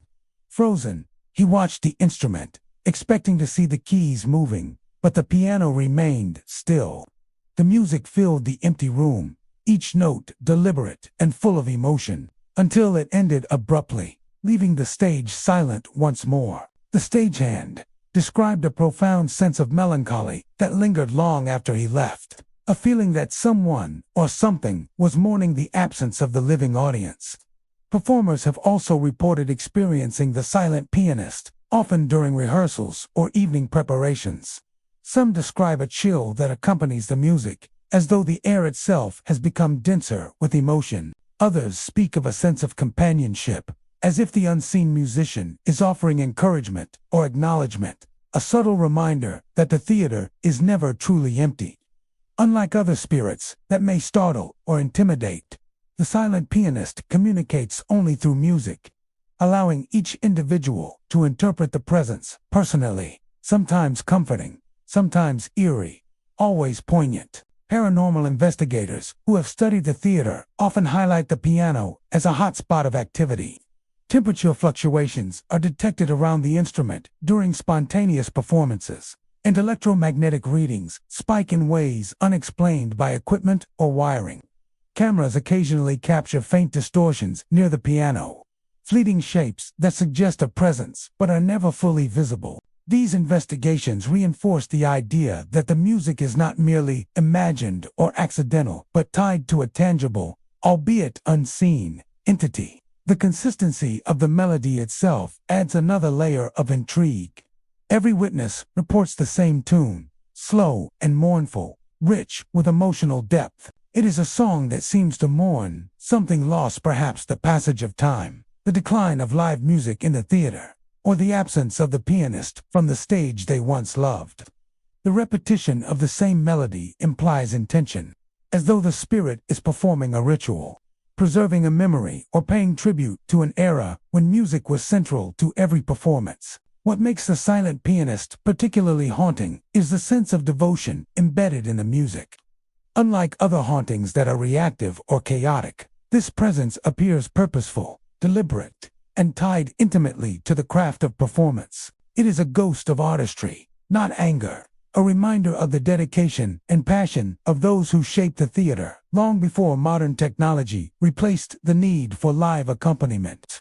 Even today, the piano occasionally plays for those present in the theater, a reminder that the Louisville Palace is more than architecture and history. It is alive with memory. The notes float through the air, slow and mournful, connecting the living to the past, and inviting anyone who hears them to pause and remember the musicians whose devotion continues beyond the grave. The silent pianist does not seek recognition or applause. Instead, the spirit lingers, offering its melody as a quiet testament to the enduring soul of the theater. The Louisville Palace Theatre is a place where history and spectacle collide. A grand space filled with ornate balconies, gleaming chandeliers, and the hushed anticipation of countless audiences over decades. Yet beyond its elegance lies a phenomenon that has puzzled staff and visitors for years. The flickering lights, the theater's chandeliers, stage spotlights, and smaller accent lights are known to dim, flicker, or flare without explanation. Electricians insist the wiring is perfectly sound, and yet the mysterious behavior of the lights continues, leading many to believe that the phenomenon signals the presence of spirits lingering within the theater. The flickering lights are most often reported during rehearsals or late-night work when the theater is quiet. Stagehands, performers, and maintenance staff frequently notice lights dimming or stuttering at random intervals. Sometimes a spotlight will flash briefly or move slightly on its own, casting long shadows across the stage. The most chilling moments occur when the lights suddenly go out entirely, plunging the theater into darkness, only to return seconds later with a strange new perspective. One particularly unsettling incident involved a rehearsal in which the stage lights went completely dark. When illumination returned, an entire row of seats in the balcony appeared occupied by shadowy figures. The shapes were vague, indistinct, yet unmistakably seated and observing the stage, as if an invisible audience had been watching the performance all along. Many who have witnessed the flickering lights interpret the phenomenon as a form of communication from the theater's spirits.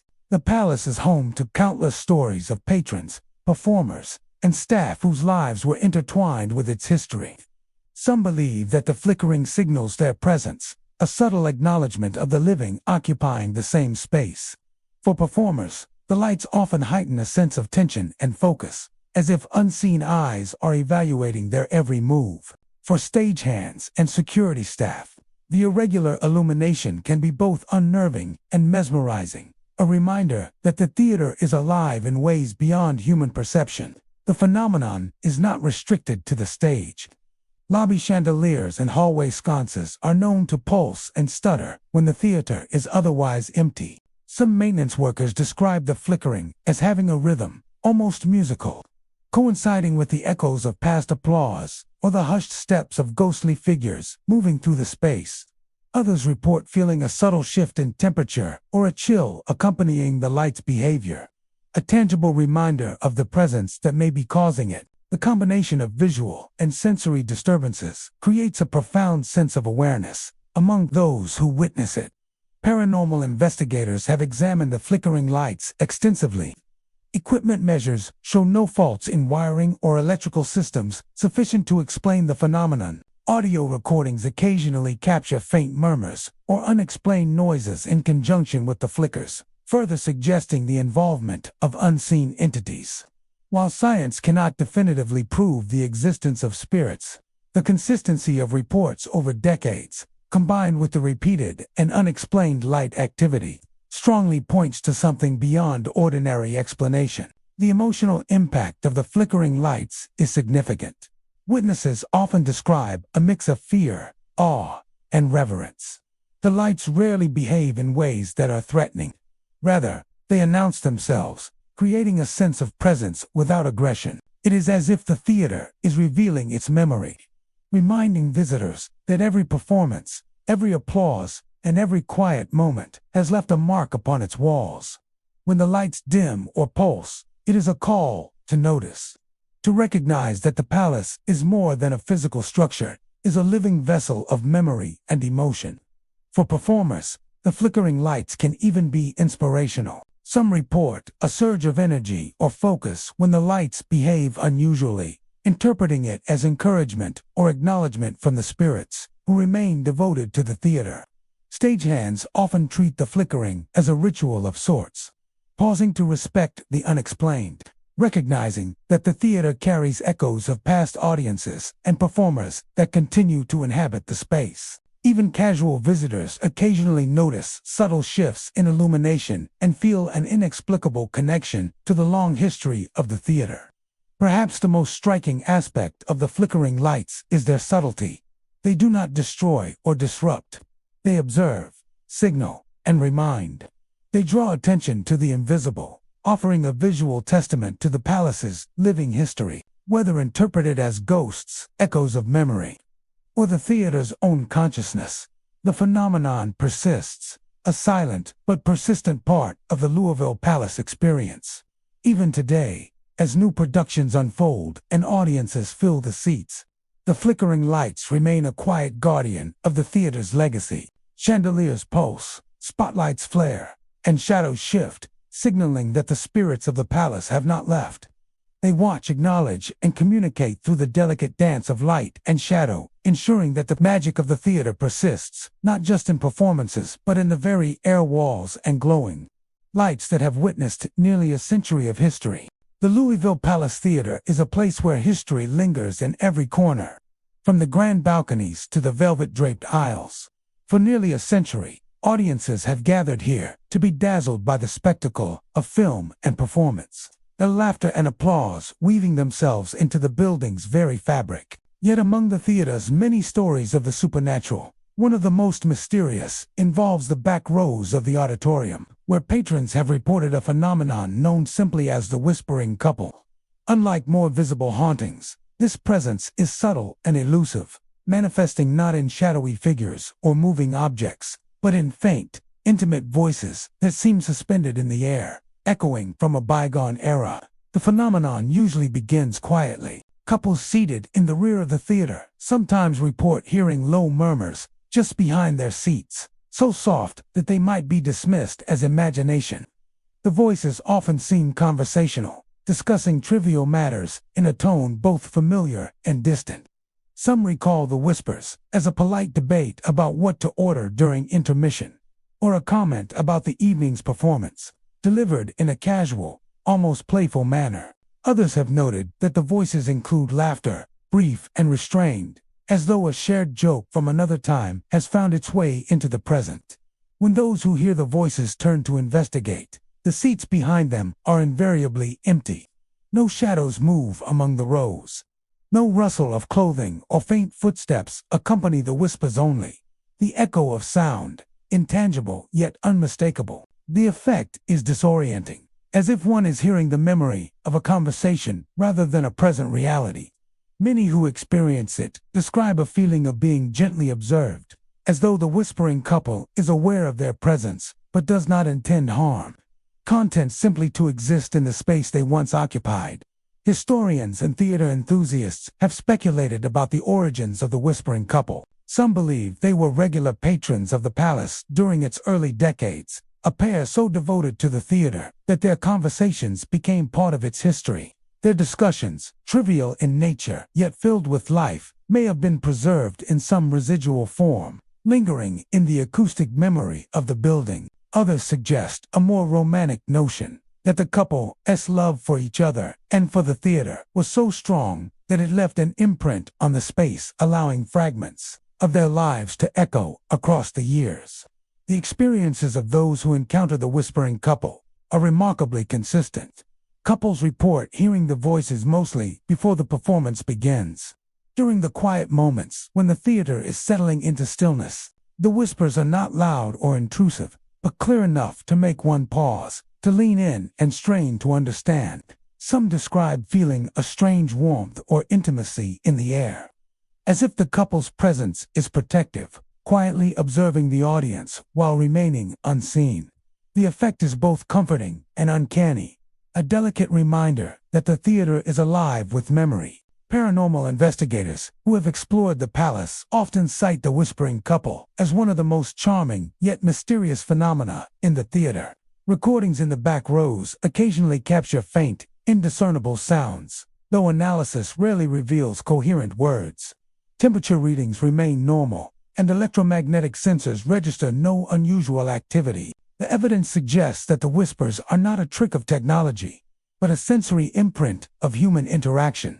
A resonance of voices that existed so long and so fondly in the space that they continue to manifest in subtle ways. The phenomenon also has an emotional impact on those who hear it.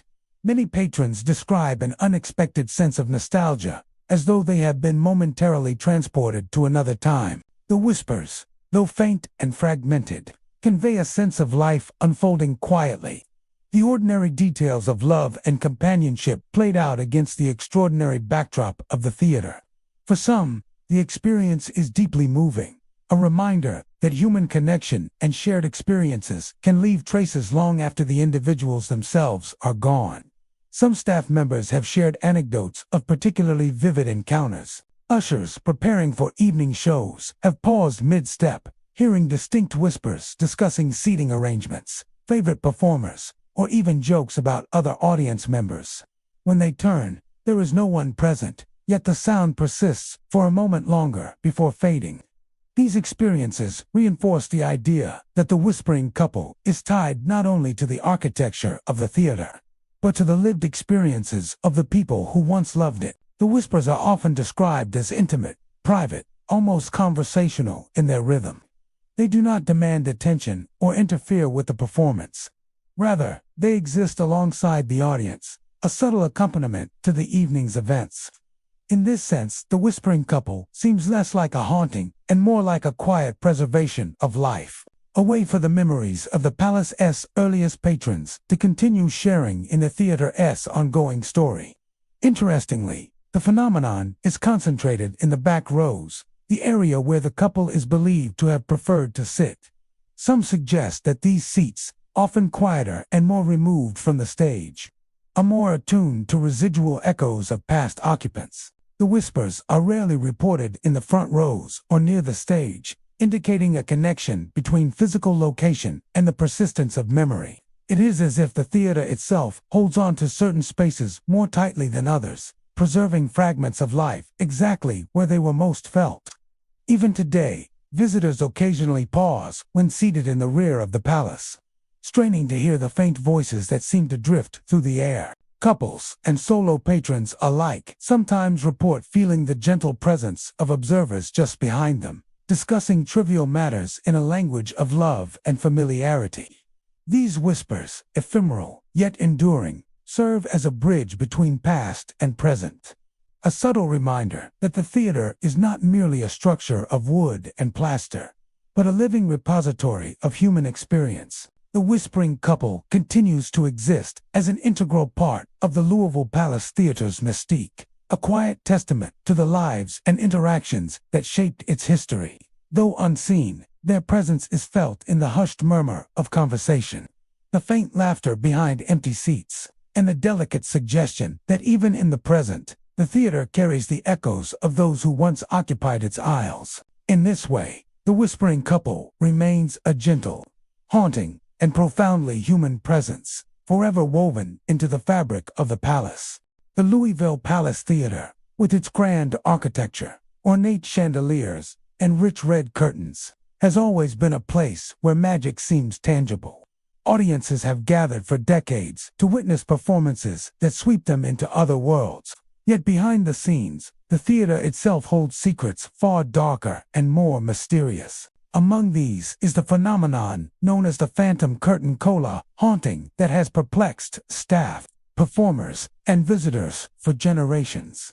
Unlike other ghostly tales tied to flickering lights or shadowy figures, the phantom curtain call is announced by the movement of the curtain itself, accompanied by sounds that suggest an invisible audience still lingers in the theater's historic walls. Reports of the curtain's autonomous motion are numerous and remarkably consistent. Stage crew members, tasked with preparing for shows or performing late-night maintenance, have witnessed the heavy red drapery rise and fall without any human intervention. The ropes that normally control the curtain are untouched, the pulleys silent, and yet the fabric moves with a deliberate, almost ceremonial rhythm. In some instances, the curtain rises halfway before swaying gently, then falling back into place as if a performance had just concluded. For those who witness it, the sight is both awe-inspiring and terrifying, an unmistakable sign that the theater is alive in ways beyond human comprehension. Adding to the eerie effect is the sound that often accompanies the phantom curtain call. Muffled applause occasionally follows the curtain's movement, echoing faintly through the auditorium as though the invisible audience is clapping in appreciation of a show no one living can see. Some staff have reported hearing distant cheers, whispers of excitement, and even laughter that seems to ripple from the seats toward the stage. The sound is subtle, but when combined with the motion of the curtain, it creates a disorienting effect that leaves witnesses questioning their senses. Some have paused, frozen in place, half expecting performers to emerge from the wings or patrons to appear in the seats, only to find the theater completely empty. Theories abound regarding the origin of the phantom curtain call. Some believe it is tied to a troupe of performers who once graced the stage during the theater's early decades. In life, they may have given countless curtain calls to enthusiastic audiences, leaving a residual imprint of their actions on the theater itself. The curtain, in this sense, becomes a physical manifestation of memory, a mechanical echo of performances past, perpetually replayed by forces unseen. Others suggest that the phenomenon may be connected to patrons who died while attending shows, their devotion to the theater so strong that it lingers even after death. Stage crew members often describe a feeling of presence accompanying the phantom curtain. Called those tasked with handling the ropes sometimes sense eyes upon them, a subtle tension in the air that suggests the theater is aware of their actions. The curtain seems to respond to their movements, rising or falling with a precision that implies intent rather than randomness. Witnesses frequently report a simultaneous chill in the air, as if the temperature has dropped in anticipation of the invisible performance.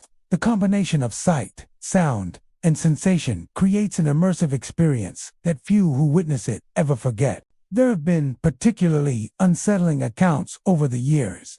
One stagehand recalled preparing for a rehearsal when the curtain suddenly rose to its full height without warning. He froze, heart racing, as the air seemed charged with energy.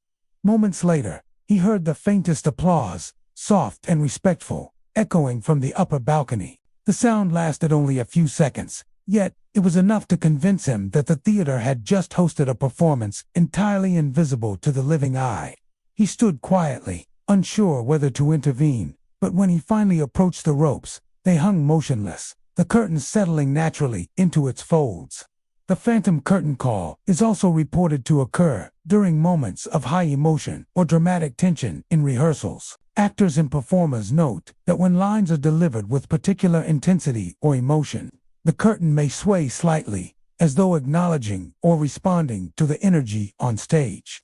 In some instances, crew members claim to feel a subtle shift in the atmosphere of the theater, a sense that invisible eyes are watching the performance and invisible hands are acknowledging it with a graceful movement of the curtain. These occurrences suggest a complex interaction between the living and the spectral, where the theater itself becomes a medium for communication across time.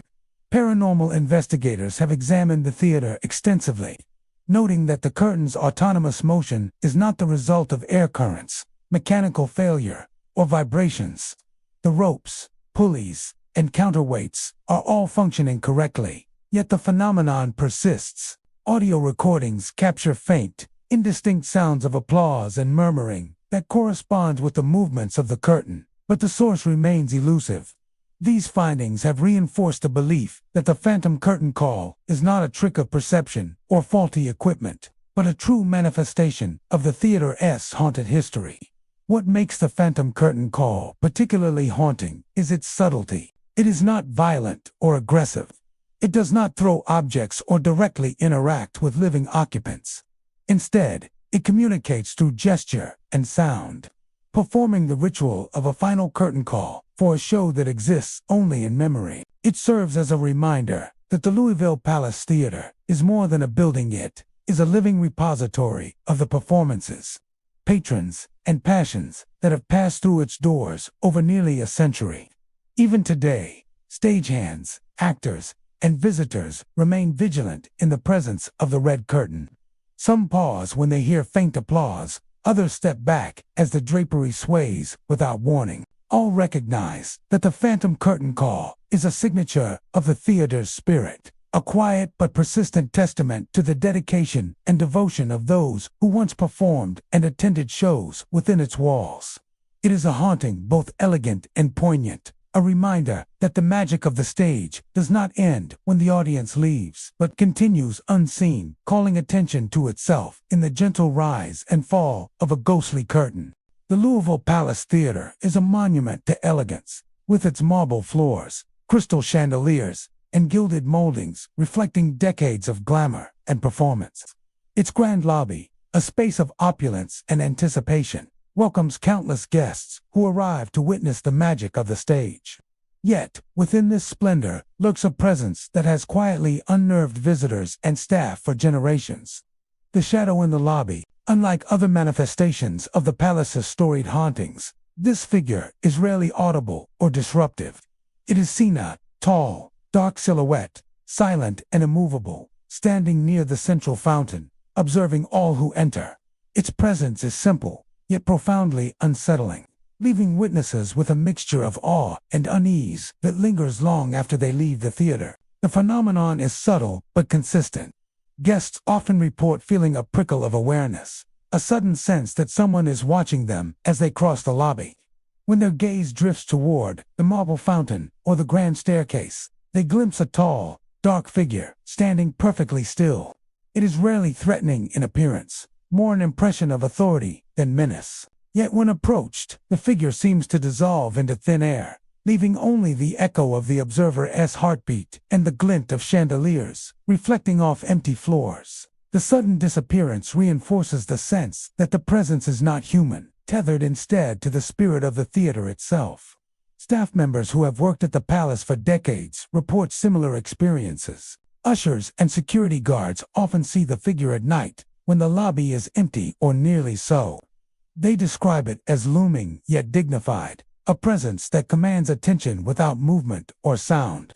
Some claim that the shadow seems to linger longer when the theater is preparing for a major event, as if it is silently overseeing the activity, ensuring that all is in order before the audience arrives. The figure does not interfere with work or frighten staff intentionally, but its watchful gaze is impossible to ignore. The origins of the shadow in the lobby are the subject of much speculation. Many believe he is the spirit of a former manager of the palace, a man deeply devoted to the theater and proud of the grandeur he helped cultivate in life. He was known to be meticulous and exacting, ensuring that every detail of the lobby, from the placement of flowers to the polish on the marble floors, reflected the theater's prestigious reputation. According to legend, he could not bear to abandon the theater, even in death, and his presence remains as a silent guardian of the lobby he loved and managed so carefully. Encounters with the shadow vary in intensity. Some guests report merely sensing a presence, a subtle shift in the atmosphere that makes them pause and glance around. Others describe seeing the figure clearly, a tall silhouette standing by the fountain, his features obscured in darkness. The figure never moves, yet there is an undeniable energy, a weight to its attention that makes the observer feel both seen and judged. When approached, the shadow evaporates without warning, leaving the witness to question whether it was ever there at all. One particularly memorable account comes from a couple visiting the theater for the first time. As they entered the lobby, they noticed a tall figure standing beside the fountain. He seemed almost perfectly still, his posture formal and commanding. The couple approached, curious and slightly apprehensive, and as they drew closer, the figure dissolved before their eyes, leaving only the reflection of their own faces in the marble floor and the soft gurgle of the fountain.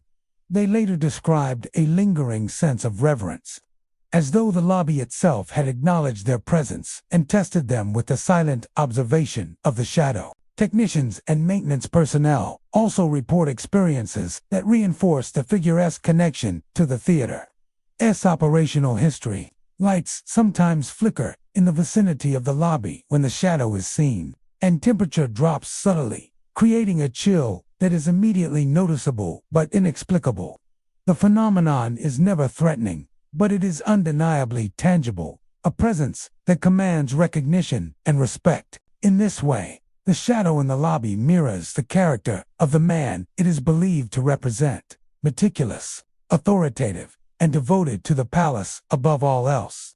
Historians and researchers who have studied the theater often point to the shadow as an emblem of the palace's enduring legacy. The theater is more than a collection of architectural marvels. It is a living repository of the people who built, maintained, and loved it. The shadow in the lobby serves as a bridge between past and present, a silent witness to the generations of guests who passed through the doors and a reminder of the devotion and pride that shaped the palace from its earliest days. The emotional impact on those who encounter the shadow is striking. Many report a sense of awe, even when initially startled. Unlike other spirits that are aggressive or interactive, the shadow in the lobby does not demand attention. It merely observes, a quiet testament to dedication and guardianship. Witnesses often describe feeling a mix of respect and unease, an understanding that the theater itself has memory, and that those who cared for it in life may continue their stewardship beyond death. Over the years, the shadow has become woven into the lore of the palace. Staff members often share stories of quiet observation, offering advice to newcomers about the figure near the fountain. They describe the experience as humbling, a reminder that the theater's grandeur is maintained not only through architecture and performance, but through the lingering presence of those who loved it. The shadow's silent vigilance has become a symbol of continuity, a living memory embedded in the lobby itself. Even today, guests occasionally glimpse the tall, dark figure near the fountain, pausing with a shiver or a start as the presence makes itself known. Those who encounter him rarely speak aloud, sensing that the figure commands a quiet respect. Though invisible in nature, the shadow in the lobby is undeniably present, a spectral guardian of the theater's heart. His watchful stance, silent and immovable, reminds all who enter that the Louisville Palace Theatre is more than a place of performance. It is a vessel of history, pride, and devotion, preserved in marble, light, and shadow alike. The Louisville Palace Theatre has long been celebrated for its grandeur, a space where golden chandeliers hang like suspended stars. Velvet seats line the auditorium, and the air is thick with decades of applause and anticipation. The theater is a living monument to performance, carrying within its walls the echoes of countless shows.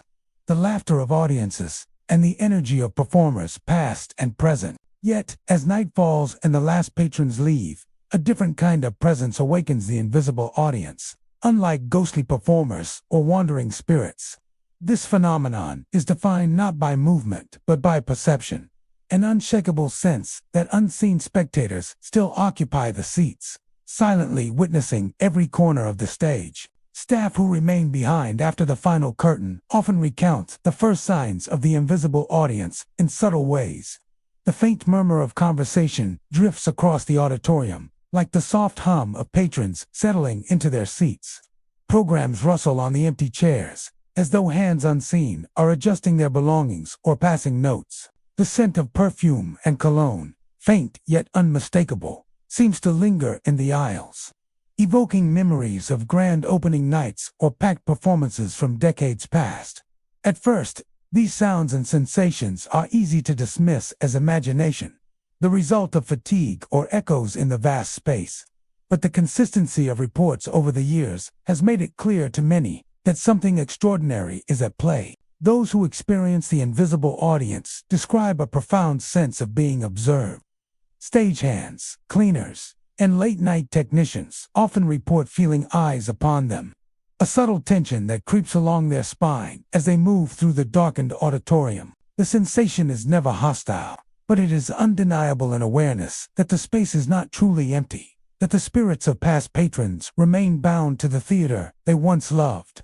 Many staff confess to halting mid-step, pausing to acknowledge the invisible spectators, half expecting a whisper or gesture from an unseen presence. When no one is visible, the feeling persists, leaving a lingering impression that the auditorium itself is alive with memory. One commonly reported phenomenon involves the subtle sounds of movement. Chairs creak, as if someone has shifted slightly to see better. Programs flutter in vacant laps, and soft footsteps echo faintly along the aisles. Some staff claim that these sounds intensify near the front rows, closest to the stage, as if the spirits are drawn to the performances that once held their rapt attention.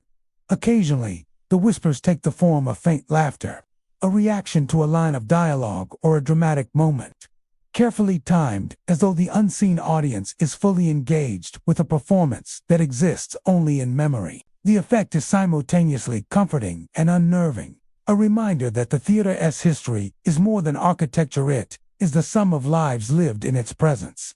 The invisible audience has inspired a great deal of speculation. Many believe that the spirits are those of patrons who spent a lifetime attending performances at the palace, bound by their love for the theater and unwilling to leave even after death. Others suggest that they are collective echoes, residual energy imprinted in the auditorium by decades of emotion, applause, and engagement. Whatever the explanation, the result is the same: a profound awareness of life beyond the visible, a sense that the stage continues to draw attention from spectators long gone from the living world. Staff members often report that the phenomenon is strongest during rehearsals or when the theater is otherwise quiet. A lone custodian sweeping the floor may hear the shuffling of programs as he passes rows of empty seats, the soft murmur of voices reacting to a scene that is not yet being performed. Stagehands preparing the lights may feel the faintest presence at their backs, a subtle pressure suggesting a silent, watchful audience. Even the air seems to hum with anticipation, charged with a feeling that something extraordinary is happening just beyond perception. Paranormal investigators who have studied the palace frequently cite the invisible audience as one of the most compelling manifestations in the theater. Audio recordings capture faint rustling and distant murmurs, though no actual voices are clearly discernible. Temperature fluctuations and subtle electromagnetic variations accompany these events, but they are never strong enough to account for the intensity of the human perception involved. In other words, the invisible audience may not be fully explainable by science, yet it is consistently experienced, tangible in a way that defies rational explanation. The emotional impact of the phenomenon is significant. Many staff members report feeling a mixture of reverence, awe, and a slight unease when the invisible audience makes itself known. Unlike other hauntings that may frighten or intimidate, this presence is quiet, patient, and observant. It does not interfere, destroy, or attempt to communicate directly. Instead, it bears witness, honoring the performances that once occurred and preserving the memory of patrons who devoted themselves to the theater. In this sense, the invisible audience is a living archive, a subtle testament to the vitality of the Louisville Palace. Some performers and staff have come to see the presence as protective, almost ceremonial. They pause when the faint murmurs begin, acknowledging the unseen spectators and treating the experience with respect. Others describe a strange inspiration, a surge of focus or creativity, as if the invisible audience were silently urging them to perform at their best. Even when empty, the theater feels alive, the space vibrating with the accumulated energy of countless past performances, applause, and human presence. Today, the invisible audience continues to linger in the Louisville Palace. Patrons may never notice it, performers may never see it, yet those who remain behind after the final curtain know it is there. The subtle murmur of voices, the rustle of programs, the sense of being watched all, serve as a reminder that the theater is more than a building. It is a living memory, a vessel for those who loved it, and a place where audiences, both seen and unseen, will continue to gather for generations to come. The Louisville Palace Theatre is a place of opulence and history. Its grand staircase, a centerpiece of elegance that has welcomed countless patrons over the decades.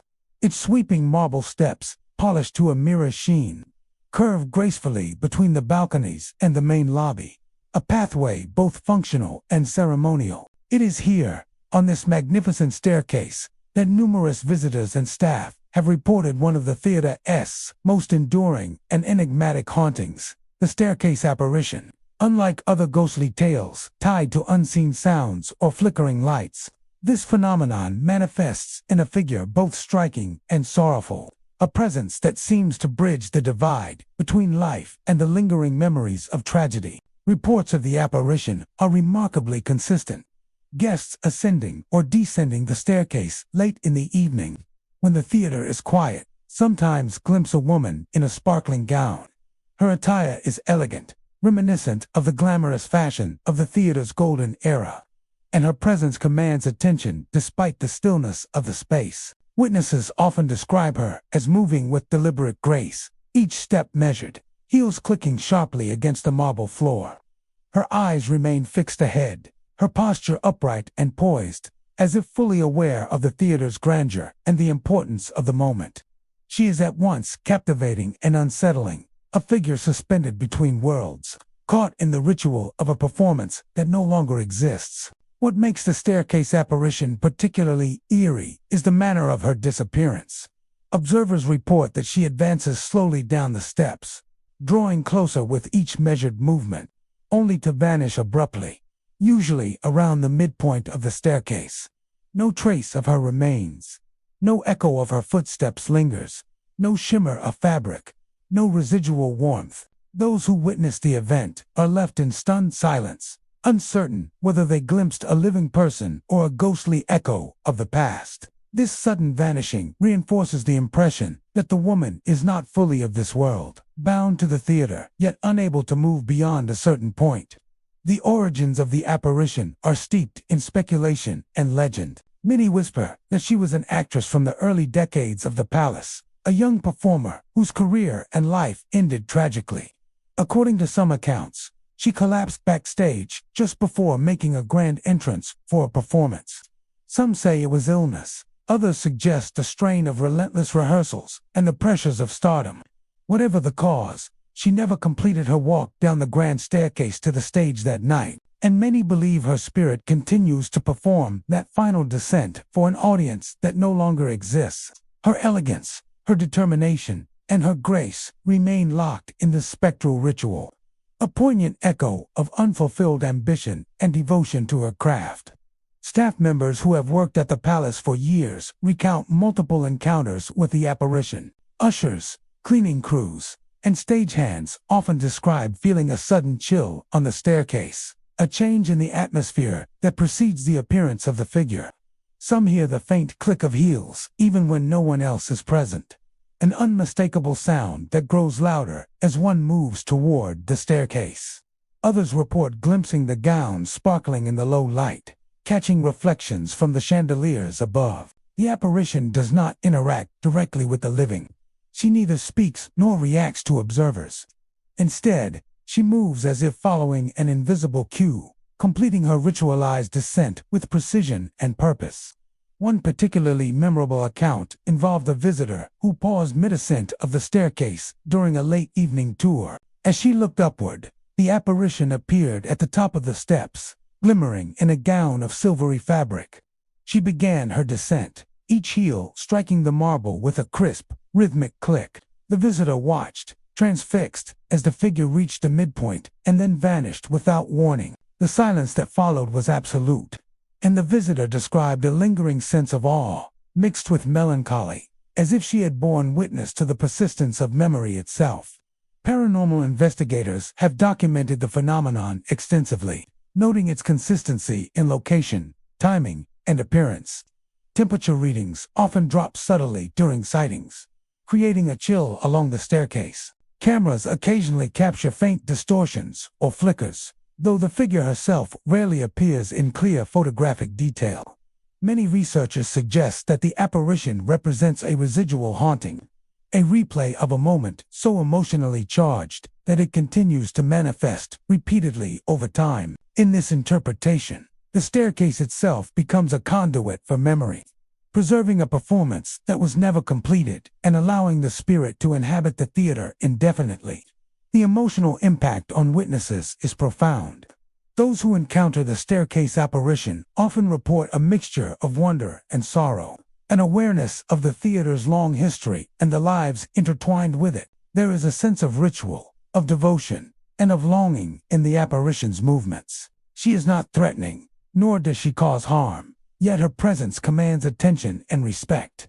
The elegance of her attire and the deliberate grace of her descent convey a story of dedication and unfulfilled promise, leaving observers with a deep appreciation for the theater's enduring mysteries. Some performers who have encountered the apparition describe a sense of inspiration, as though the spirit is silently urging them to perform at their best.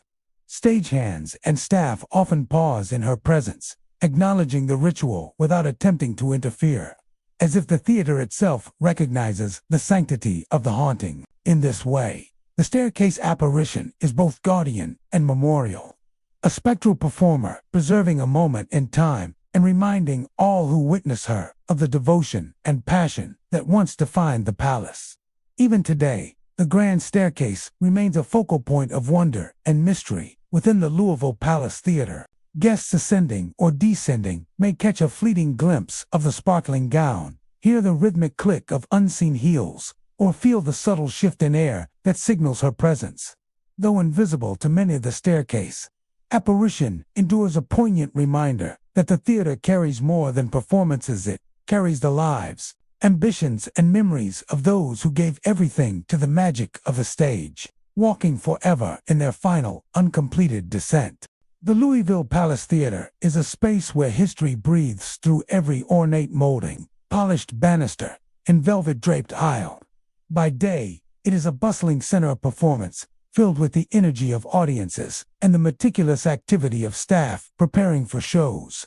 But at night, when the crowds have left and the theater rests in quiet darkness, an entirely different presence makes itself known. Among the theater's many ghostly tales, few are as unnerving as the phenomenon known as the phantom laughter.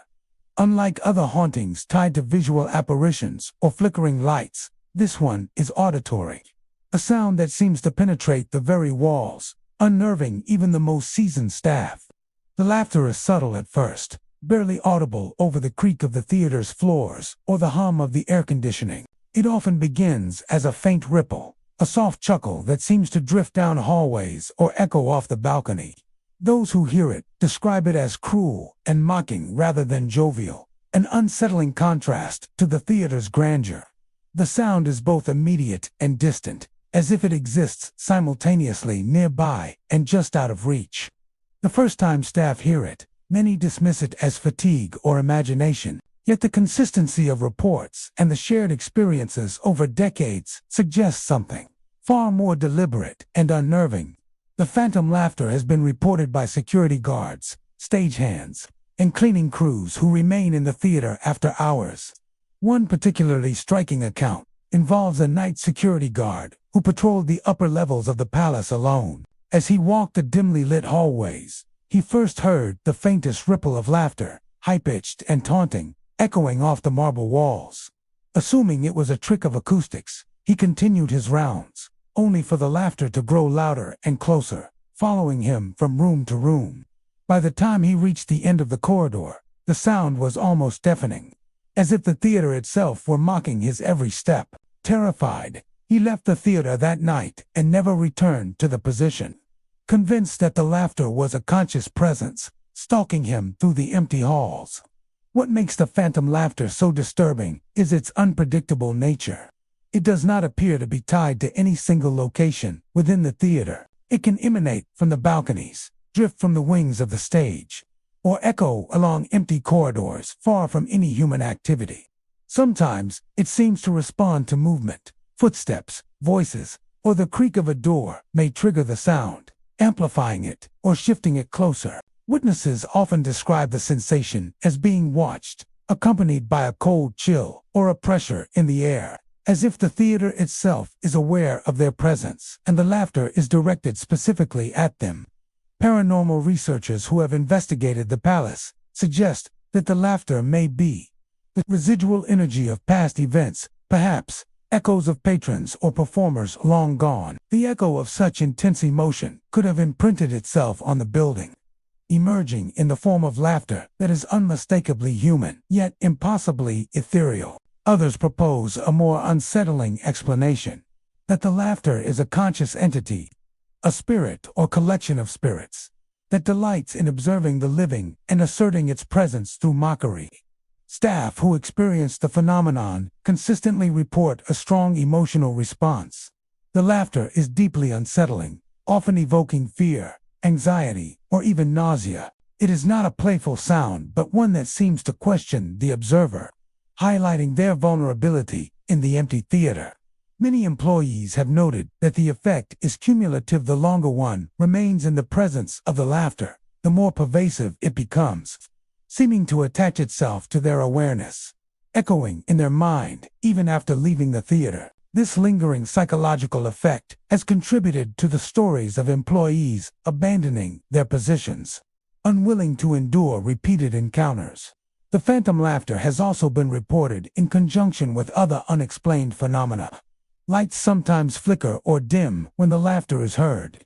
Doors that were previously closed may swing open, and the temperature can drop noticeably. These coinciding occurrences suggest that the laughter is not a random auditory illusion, but part of a broader pattern of supernatural activity within the palace. The theater, with its layers of history and countless hours of human emotion, seems to act as a catalyst for manifestations that are both auditory and atmospheric, creating an immersive and deeply unsettling experience for those present. Interestingly, the laughter is never accompanied by visible figures.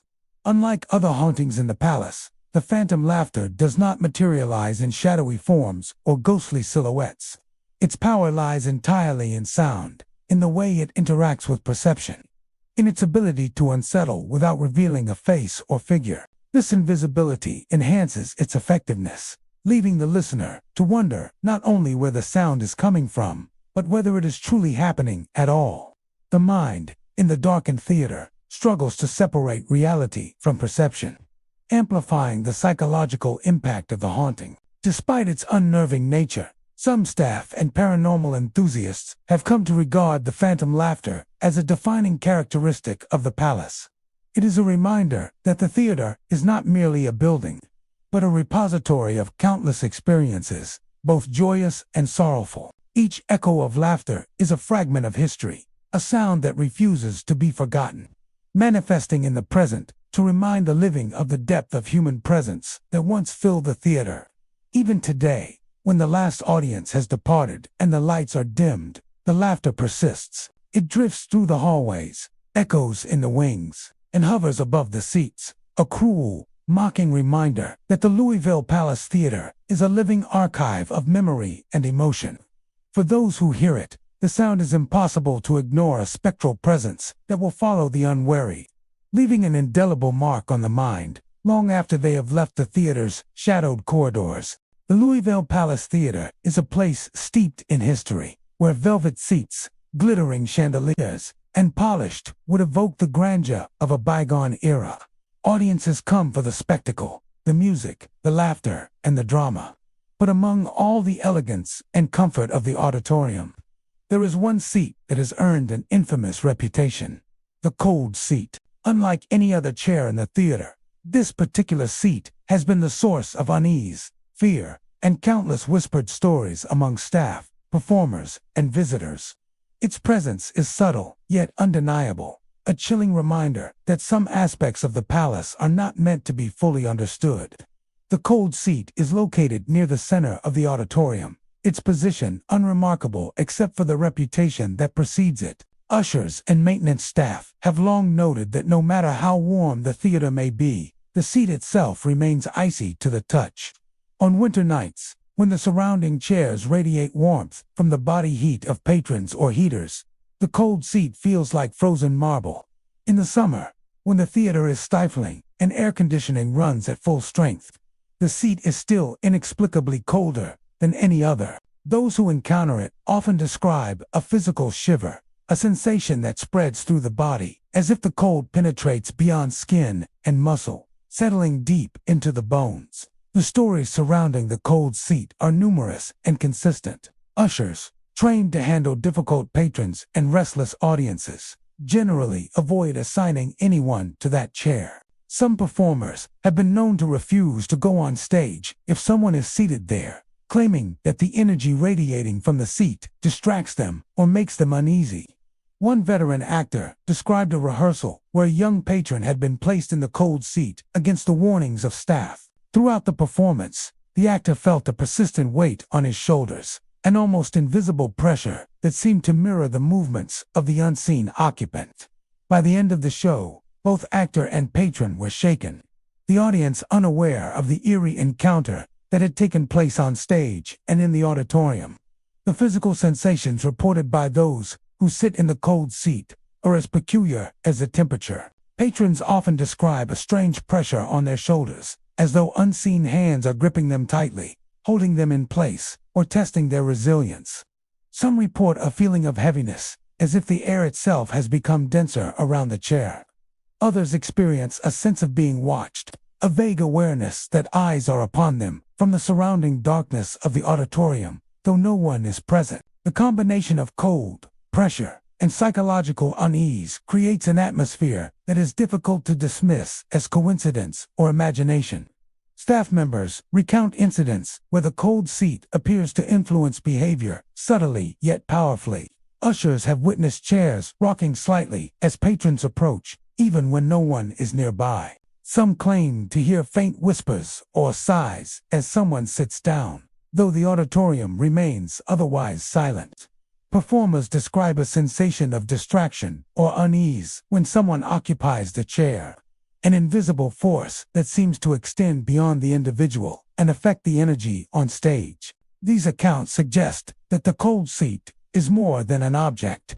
It is a locus of residual energy, a point where past events, memories, or spirits coalesce to create a tangible, chilling presence. The origins of the cold seat are the subject of speculation and legend. Some believe it is tied to a tragic event that occurred in the theater's early decades, perhaps involving a patron who passed away suddenly while seated. Others suggest it is linked to a performer or staff member whose devotion to the theater was so intense that their spirit became bound to that particular chair. Over time, these stories have merged into a folklore known to every usher and technician.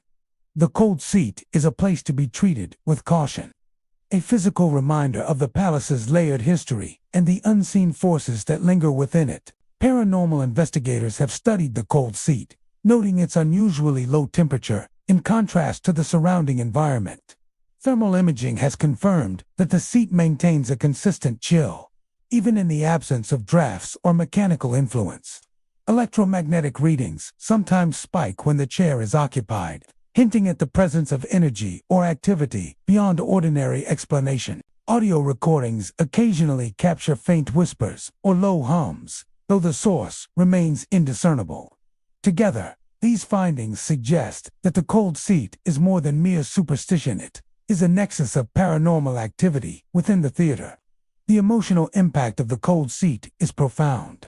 Patrons and performers alike report feelings of dread, nervousness, or unease when they are near it. Even those who initially dismiss the stories find themselves tense, aware of every creak of the floor, every flicker of light, and every subtle movement in the darkened theater.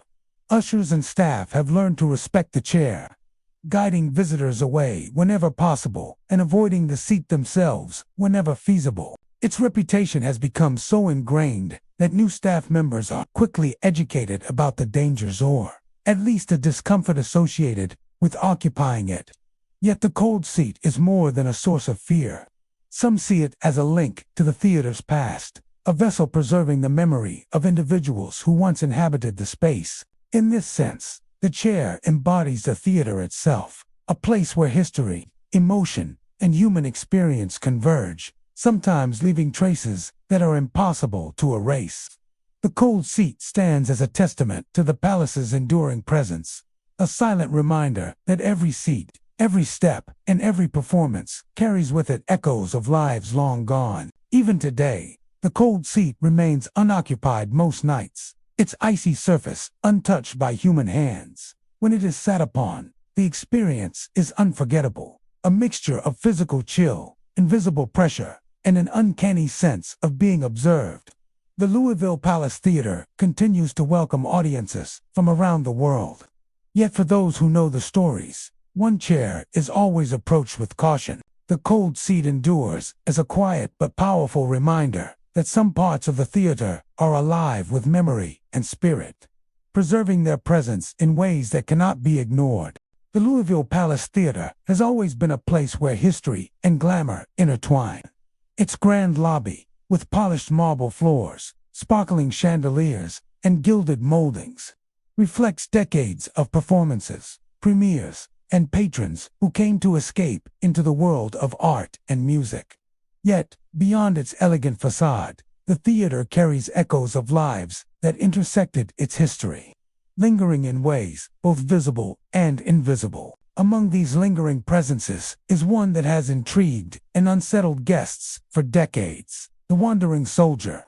Unlike other specters tied to tragic events or theatrical mishaps, this figure embodies both nostalgia and melancholy, a ghostly tribute to the young men who once filled the theater before departing for war. Reports of the wandering soldier are remarkably consistent. Visitors often describe encountering a man dressed in a precise World War II uniform, complete with polished boots, neatly pressed trousers, and a cap that sits squarely on his head.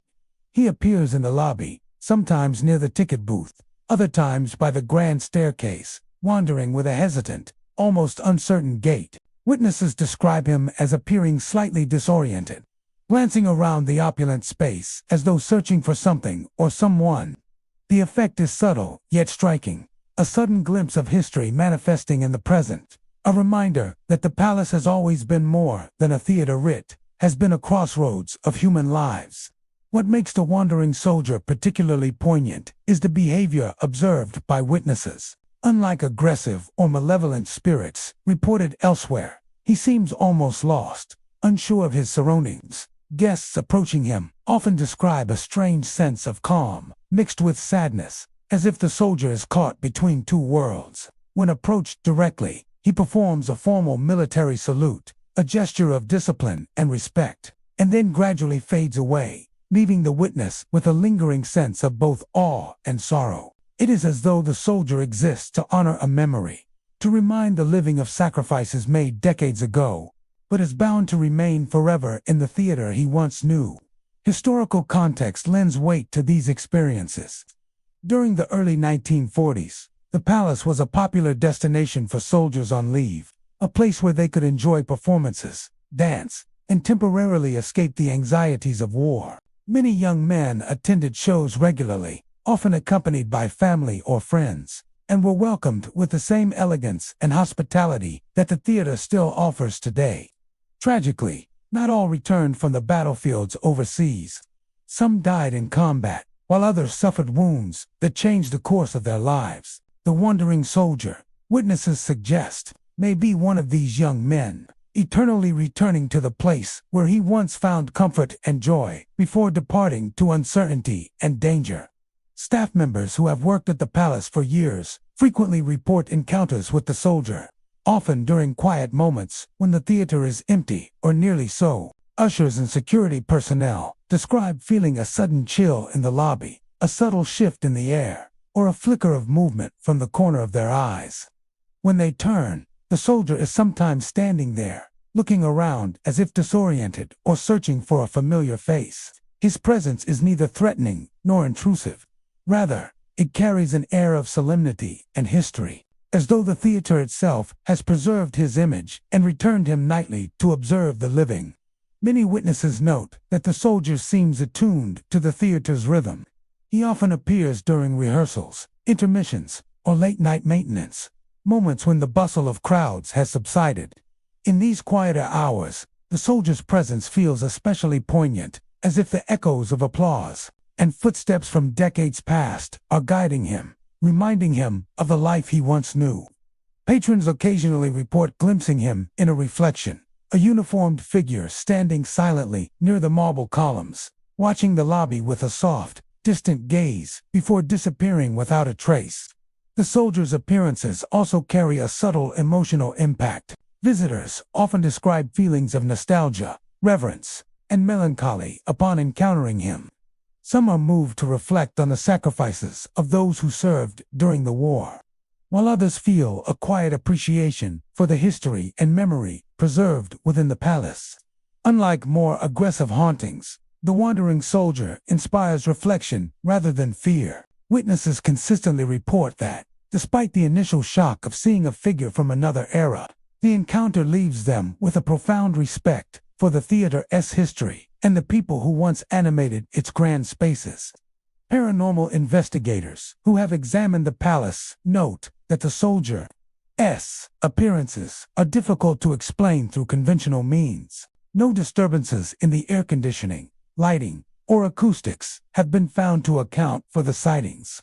Audio recordings sometimes capture faint footsteps or the soft clink of uniform accoutrements, yet the origin remains elusive.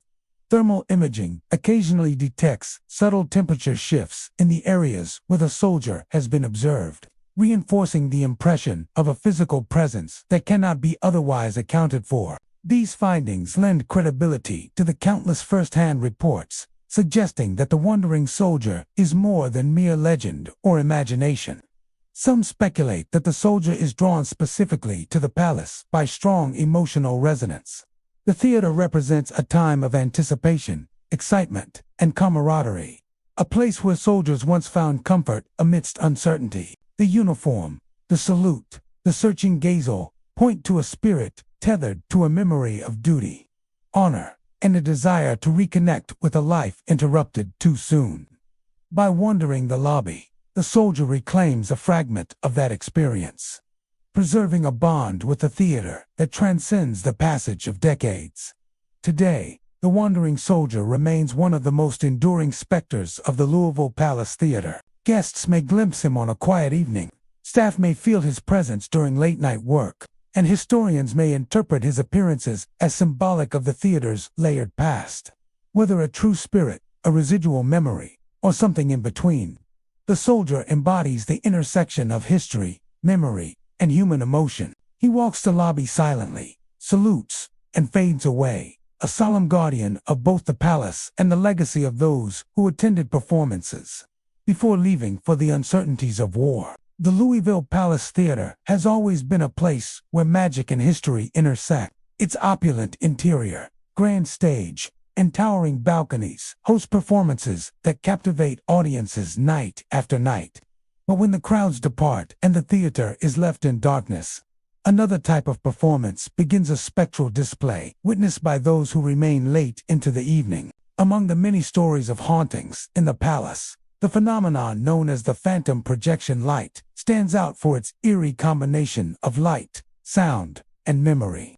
It is a haunting that seems to draw on the theater's cinematic past, a ghostly echo of an era when celluloid reels and projectionists ruled the auditorium. The first signs of the phantom projection light are subtle. A faint glow appears at the rear of the theater, where the projection booth overlooks the auditorium. At first, it may seem like a reflection or an electrical anomaly, but those who have experienced it quickly realize it is far more unusual. The light is white and steady, casting a narrow beam across the darkened hall. It illuminates dust particles floating in the air, giving the appearance of tiny stars drifting through the space. The effect is mesmerizing, almost hypnotic, yet accompanied by a deep, unsettling sense that the illumination is not merely a visual trick, it is something alive, purposeful, and tied to the theater's history. Staff who have encountered the phantom projection light describe additional phenomena that accompany the glow. A low worry fills the air, unmistakably mechanical in tone, as though the reels of an old projector are spinning at their precise, deliberate speed. Some witnesses report a rhythmic clicking sound, like film running through a vintage machine, perfectly synchronized with the glow. There is never a projector actually running. No equipment is powered. No bulbs lit, but the sensory experience is so convincing that it can fool even seasoned technicians. The combination of light, sound, and motion creates the impression of a performance that transcends time, a spectral projection from an era long gone but not forgotten. The origins of the phantom projection light are tied closely to the theater's history. In the mid-20th century, the Palace relied on a team of projectionists to run feature films and special performances. These individuals were meticulous, often working long hours in the dark, threading reels, adjusting focus, and ensuring that every frame reached the audience in perfect condition.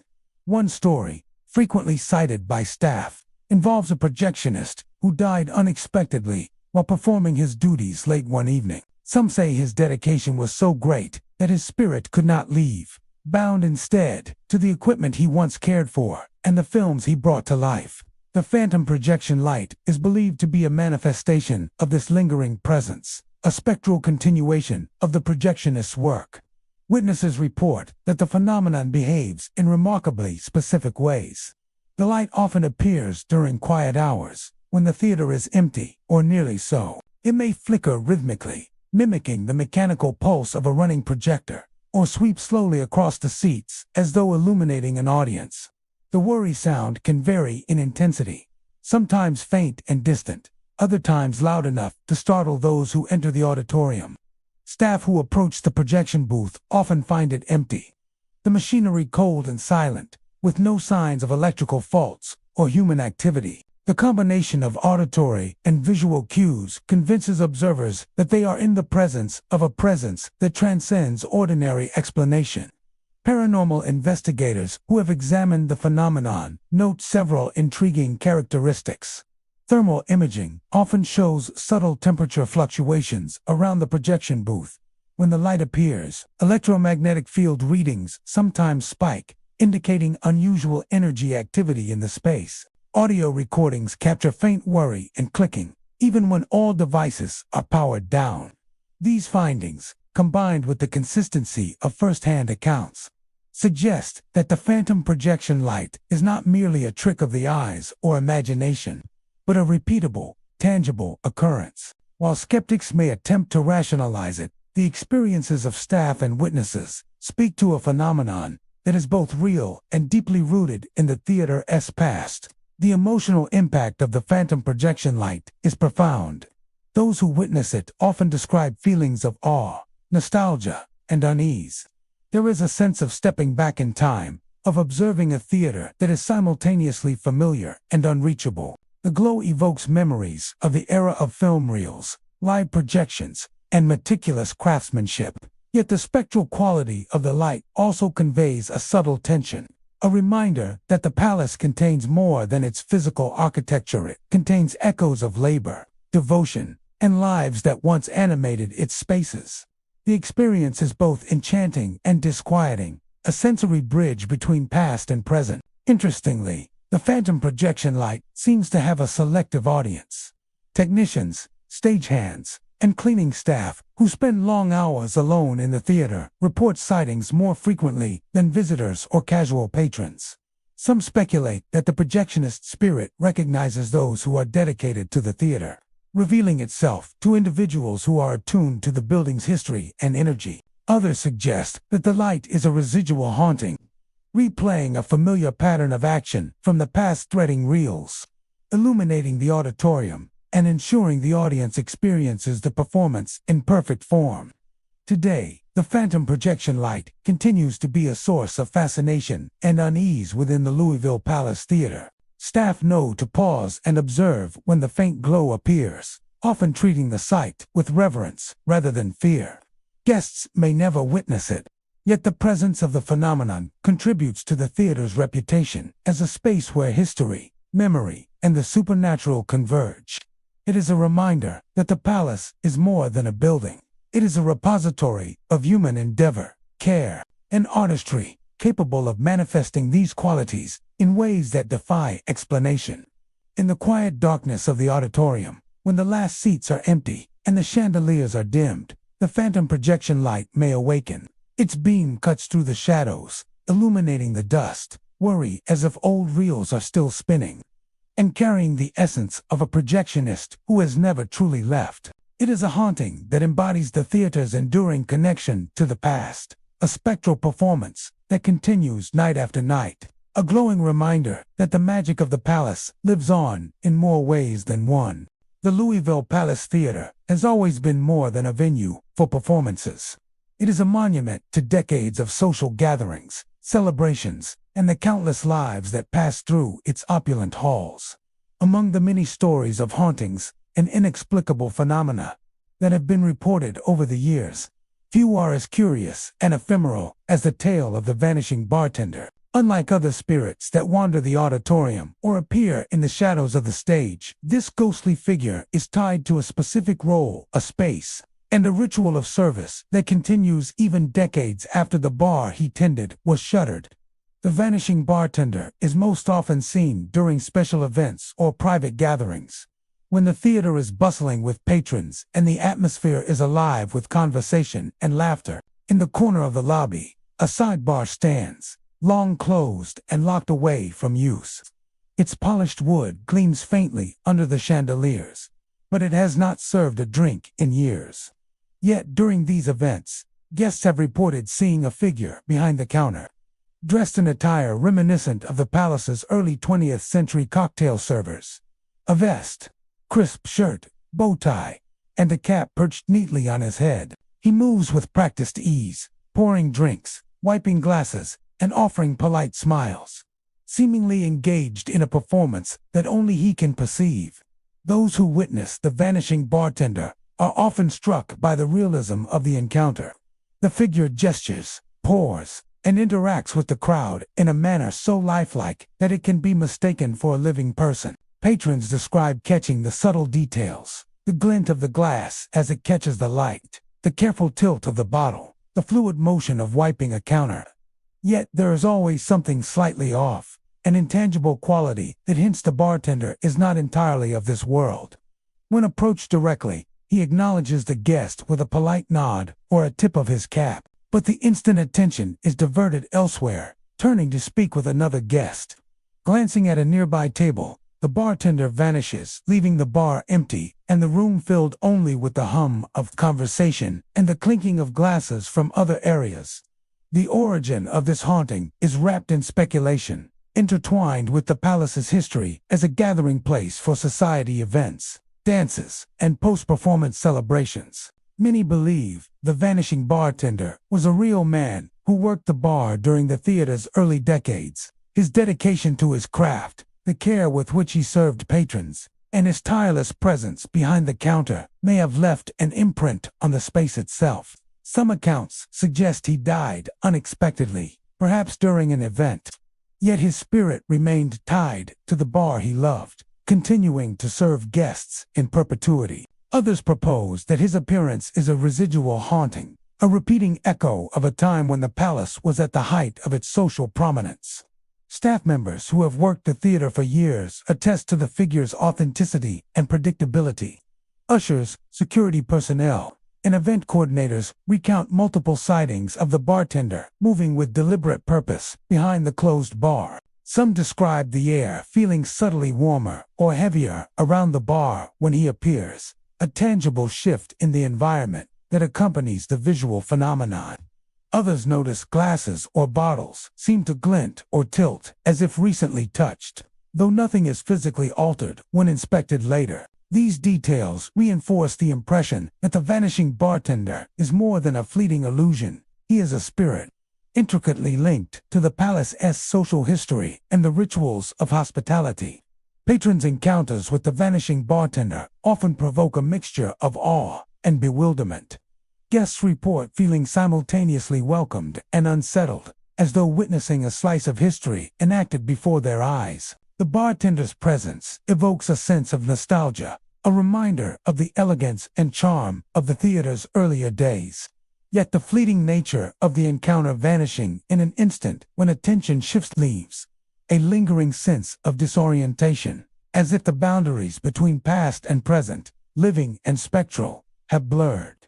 Some paranormal investigators have taken particular interest in this phenomenon. Audio recordings occasionally capture the faint clinking of glassware or the soft scrape of a bar towel, even when the area is completely empty.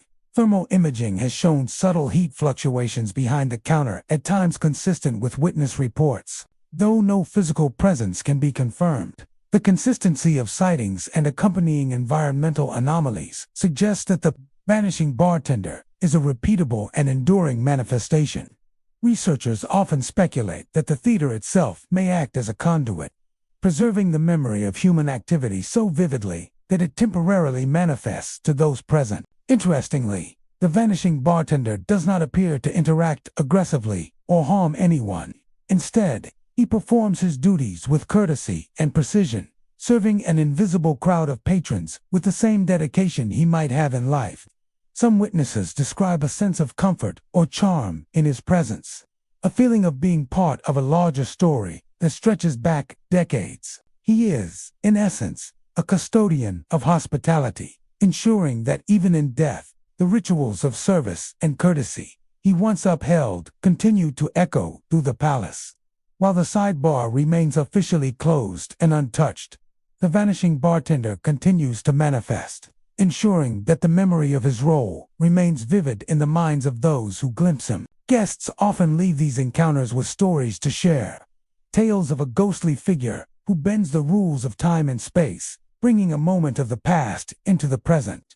Staff respect his presence, avoiding the bar during events when he is reportedly most active, treating the area as a sacred space of remembrance and service. The vanishing bartender is a haunting that combines history, dedication, and human presence in a way unique to the Louisville Palace Theatre. He is neither malevolent nor frightening, but he embodies the theater's rich past, its social rituals, and the spirits of those who dedicated themselves to its magic. His polite nod, his tip of the cap, the graceful pour of a glass, these small gestures preserve a connection to a time when elegance and service defined every performance and every gathering. He appears, he serves, and he vanishes, leaving behind a memory as tangible and ephemeral as the palace itself.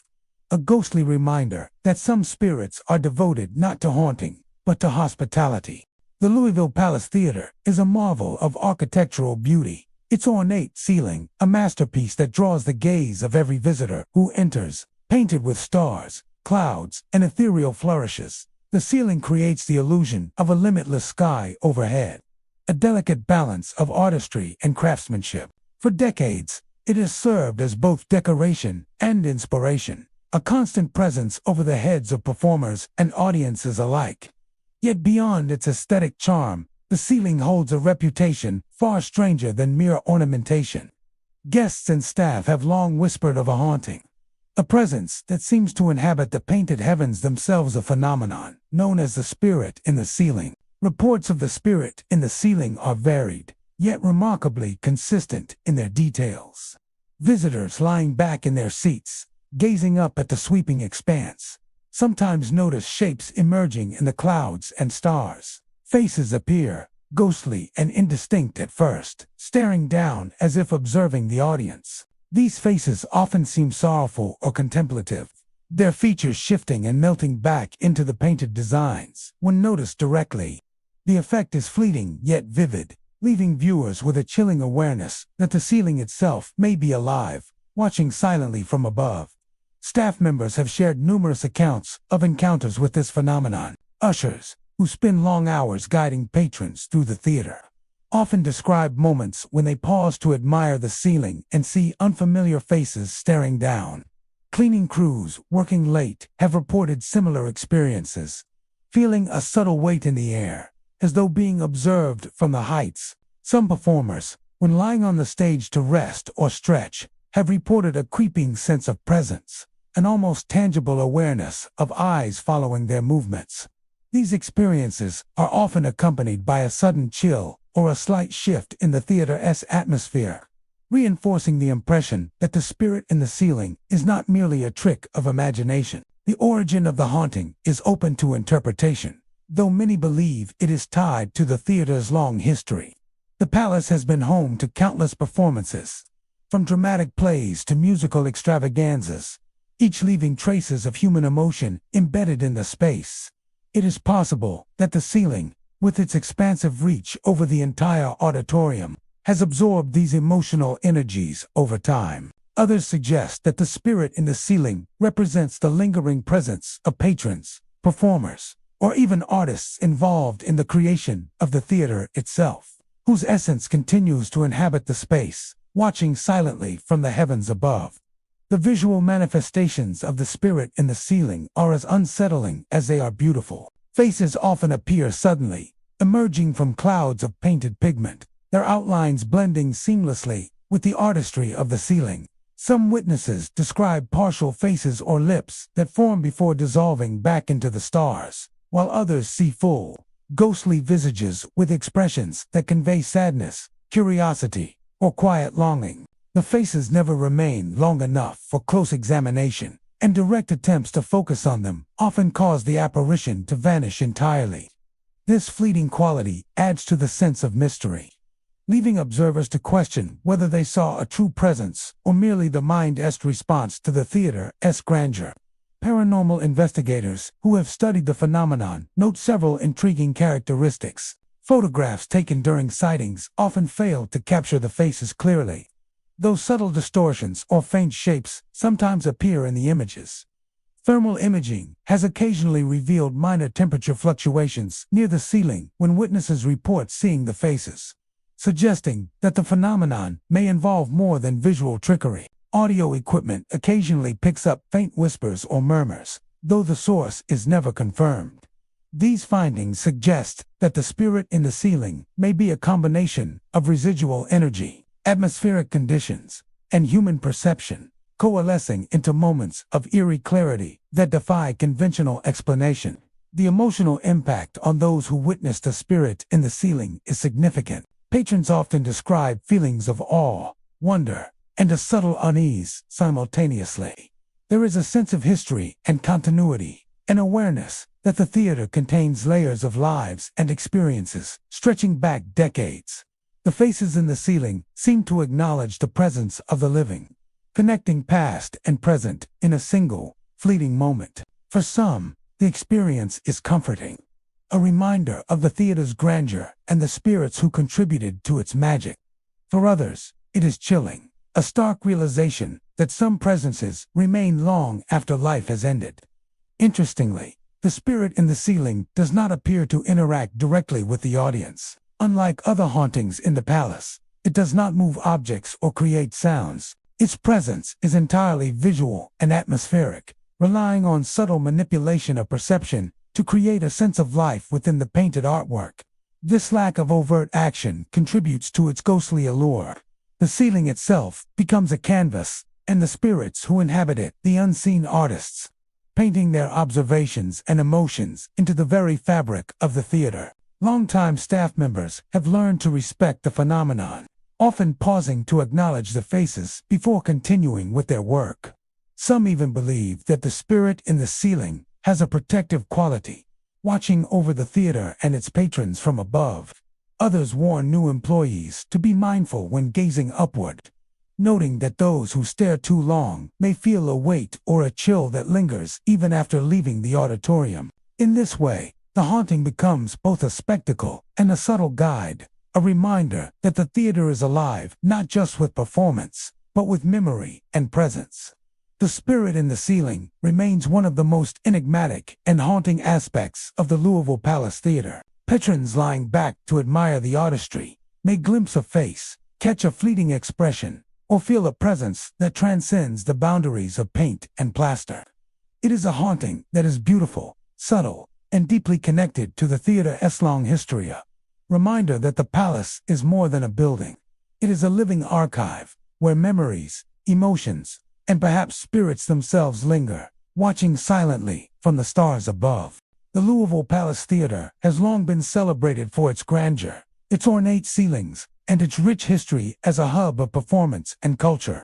Beneath the glittering chandeliers and velvet drapery, the theater has witnessed countless shows, premieres, and memorable evenings. Yet for all its elegance, there is a phenomenon that defies both explanation and expectation, a haunting unlike any other, known among staff and longtime patrons as the endless show. Unlike traditional ghost stories involving single spirits, apparitions, or sudden movements, the endless show manifests as an overwhelming sensation, a complete sensory replay of a performance long past, experienced as though the theater itself refuses to leave a moment in time. Witnesses describe arriving at the palace during late hours or during periods when the auditorium is empty, and suddenly being engulfed by a full performance. They hear the murmur of an audience, the soft rustling of programs, and the quiet hum of anticipation. The orchestra begins to tune, a layered, rich sound that fills every corner of the theater, echoing against the gilded walls and painted ceilings. The energy is palpable, charged with excitement and expectancy, as though the crowd is eagerly awaiting the rise of the curtain. Those who experience it report a combination of awe and dread. It feels so real that at first, the mind searches for explanations, only to realize that the theater is completely empty. The phenomenon is not limited to a single area. Some witnesses hear the orchestra from the stage itself, the music swelling as if an invisible ensemble occupies every chair and instrument. Others hear applause echoing from the balconies or laughter from the audience. Yet when they turn to look, the rows of seats are deserted. Stagehands and staff report hearing actors' voices reciting lines, singers warming up, and stage managers giving directions, all without a performer in sight. In some accounts, the curtain rises and falls with meticulous precision. The movement's perfectly timed, yet no one is behind the ropes. The entire theater seems alive, performing a ritual that no living soul can participate in. Paranormal investigators and theater historians have often speculated about the origins of the endless show. Many point to the palace's golden age in the early and mid-20th century, when it hosted lavish productions, orchestras, and audiences numbering in the thousands. The energy of those performances, the excitement, tension, and emotion may have left an imprint on the theater, a residual haunting of sorts, replaying in endless cycles. Others believe the theater itself has become sentient in some way, a living monument unwilling to relinquish its prime moments, recreating its past with the dead as its eternal audience and performers. The endless show differs from other hauntings in its completeness and intensity. Witnesses are not merely startled by isolated sounds or fleeting figures. They are immersed in a full sensory experience.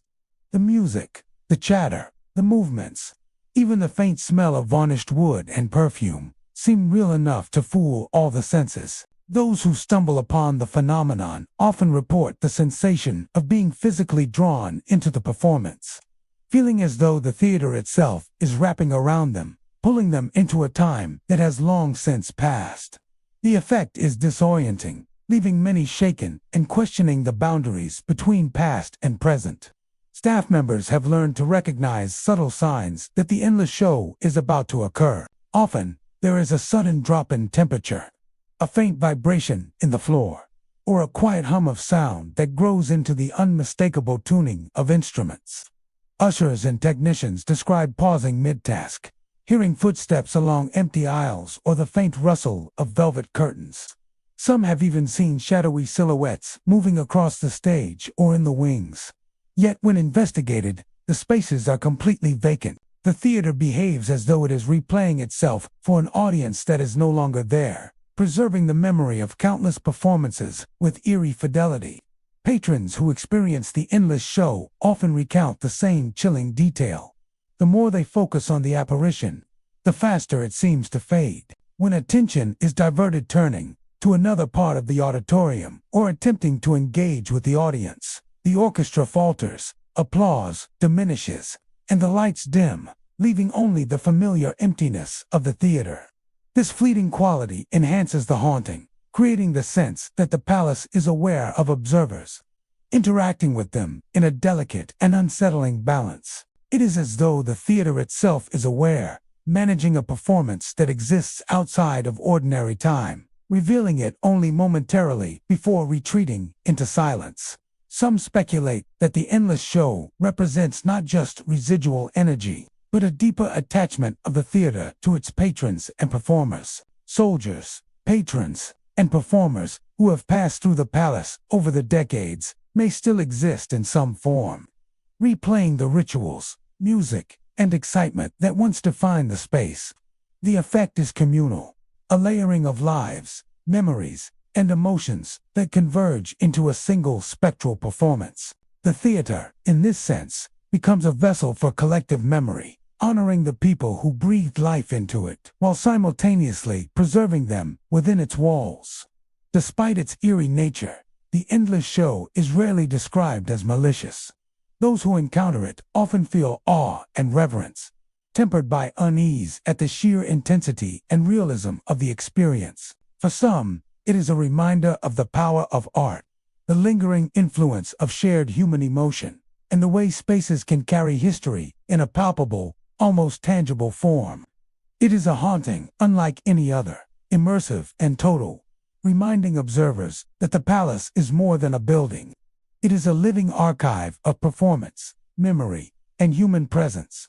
The endless show continues to captivate and terrify those who glimpse it. Late at night, when the theater is empty, the faint hum of tuning instruments or the distant echo of applause may be heard. The curtain rises and falls with invisible hands. The stage teems with actors no longer living, and the audience leans forward in anticipation, invisible yet intensely present. The Louisville Palace Theatre, in these moments, becomes a timeless stage where past and present intersect, a place where the dead perform, and the living are reminded that some performances never truly end. And so, dear listeners, the Louisville Palace Theatre stands as both a monument to art and a sanctuary for spirits. Its gilded walls hold laughter and tears. Its seats cradle both the living and the dead. Each chandelier flicker, every whisper in the dark, every chill that brushes your skin might just be a reminder that the theater never truly closes. The curtain may fall, the lights may dim, but the palace continues its eternal performance. Perhaps, one day, when you visit its halls, you'll hear the phantom applause, smell the perfume of the lady in white, or even share a seat with someone from another time. Thank you for joining me on this journey into the shadows of the Louisville Palace Theatre. Until next time, keep your lights low, your senses sharp, and remember, some stories never end, and some theaters never go dark.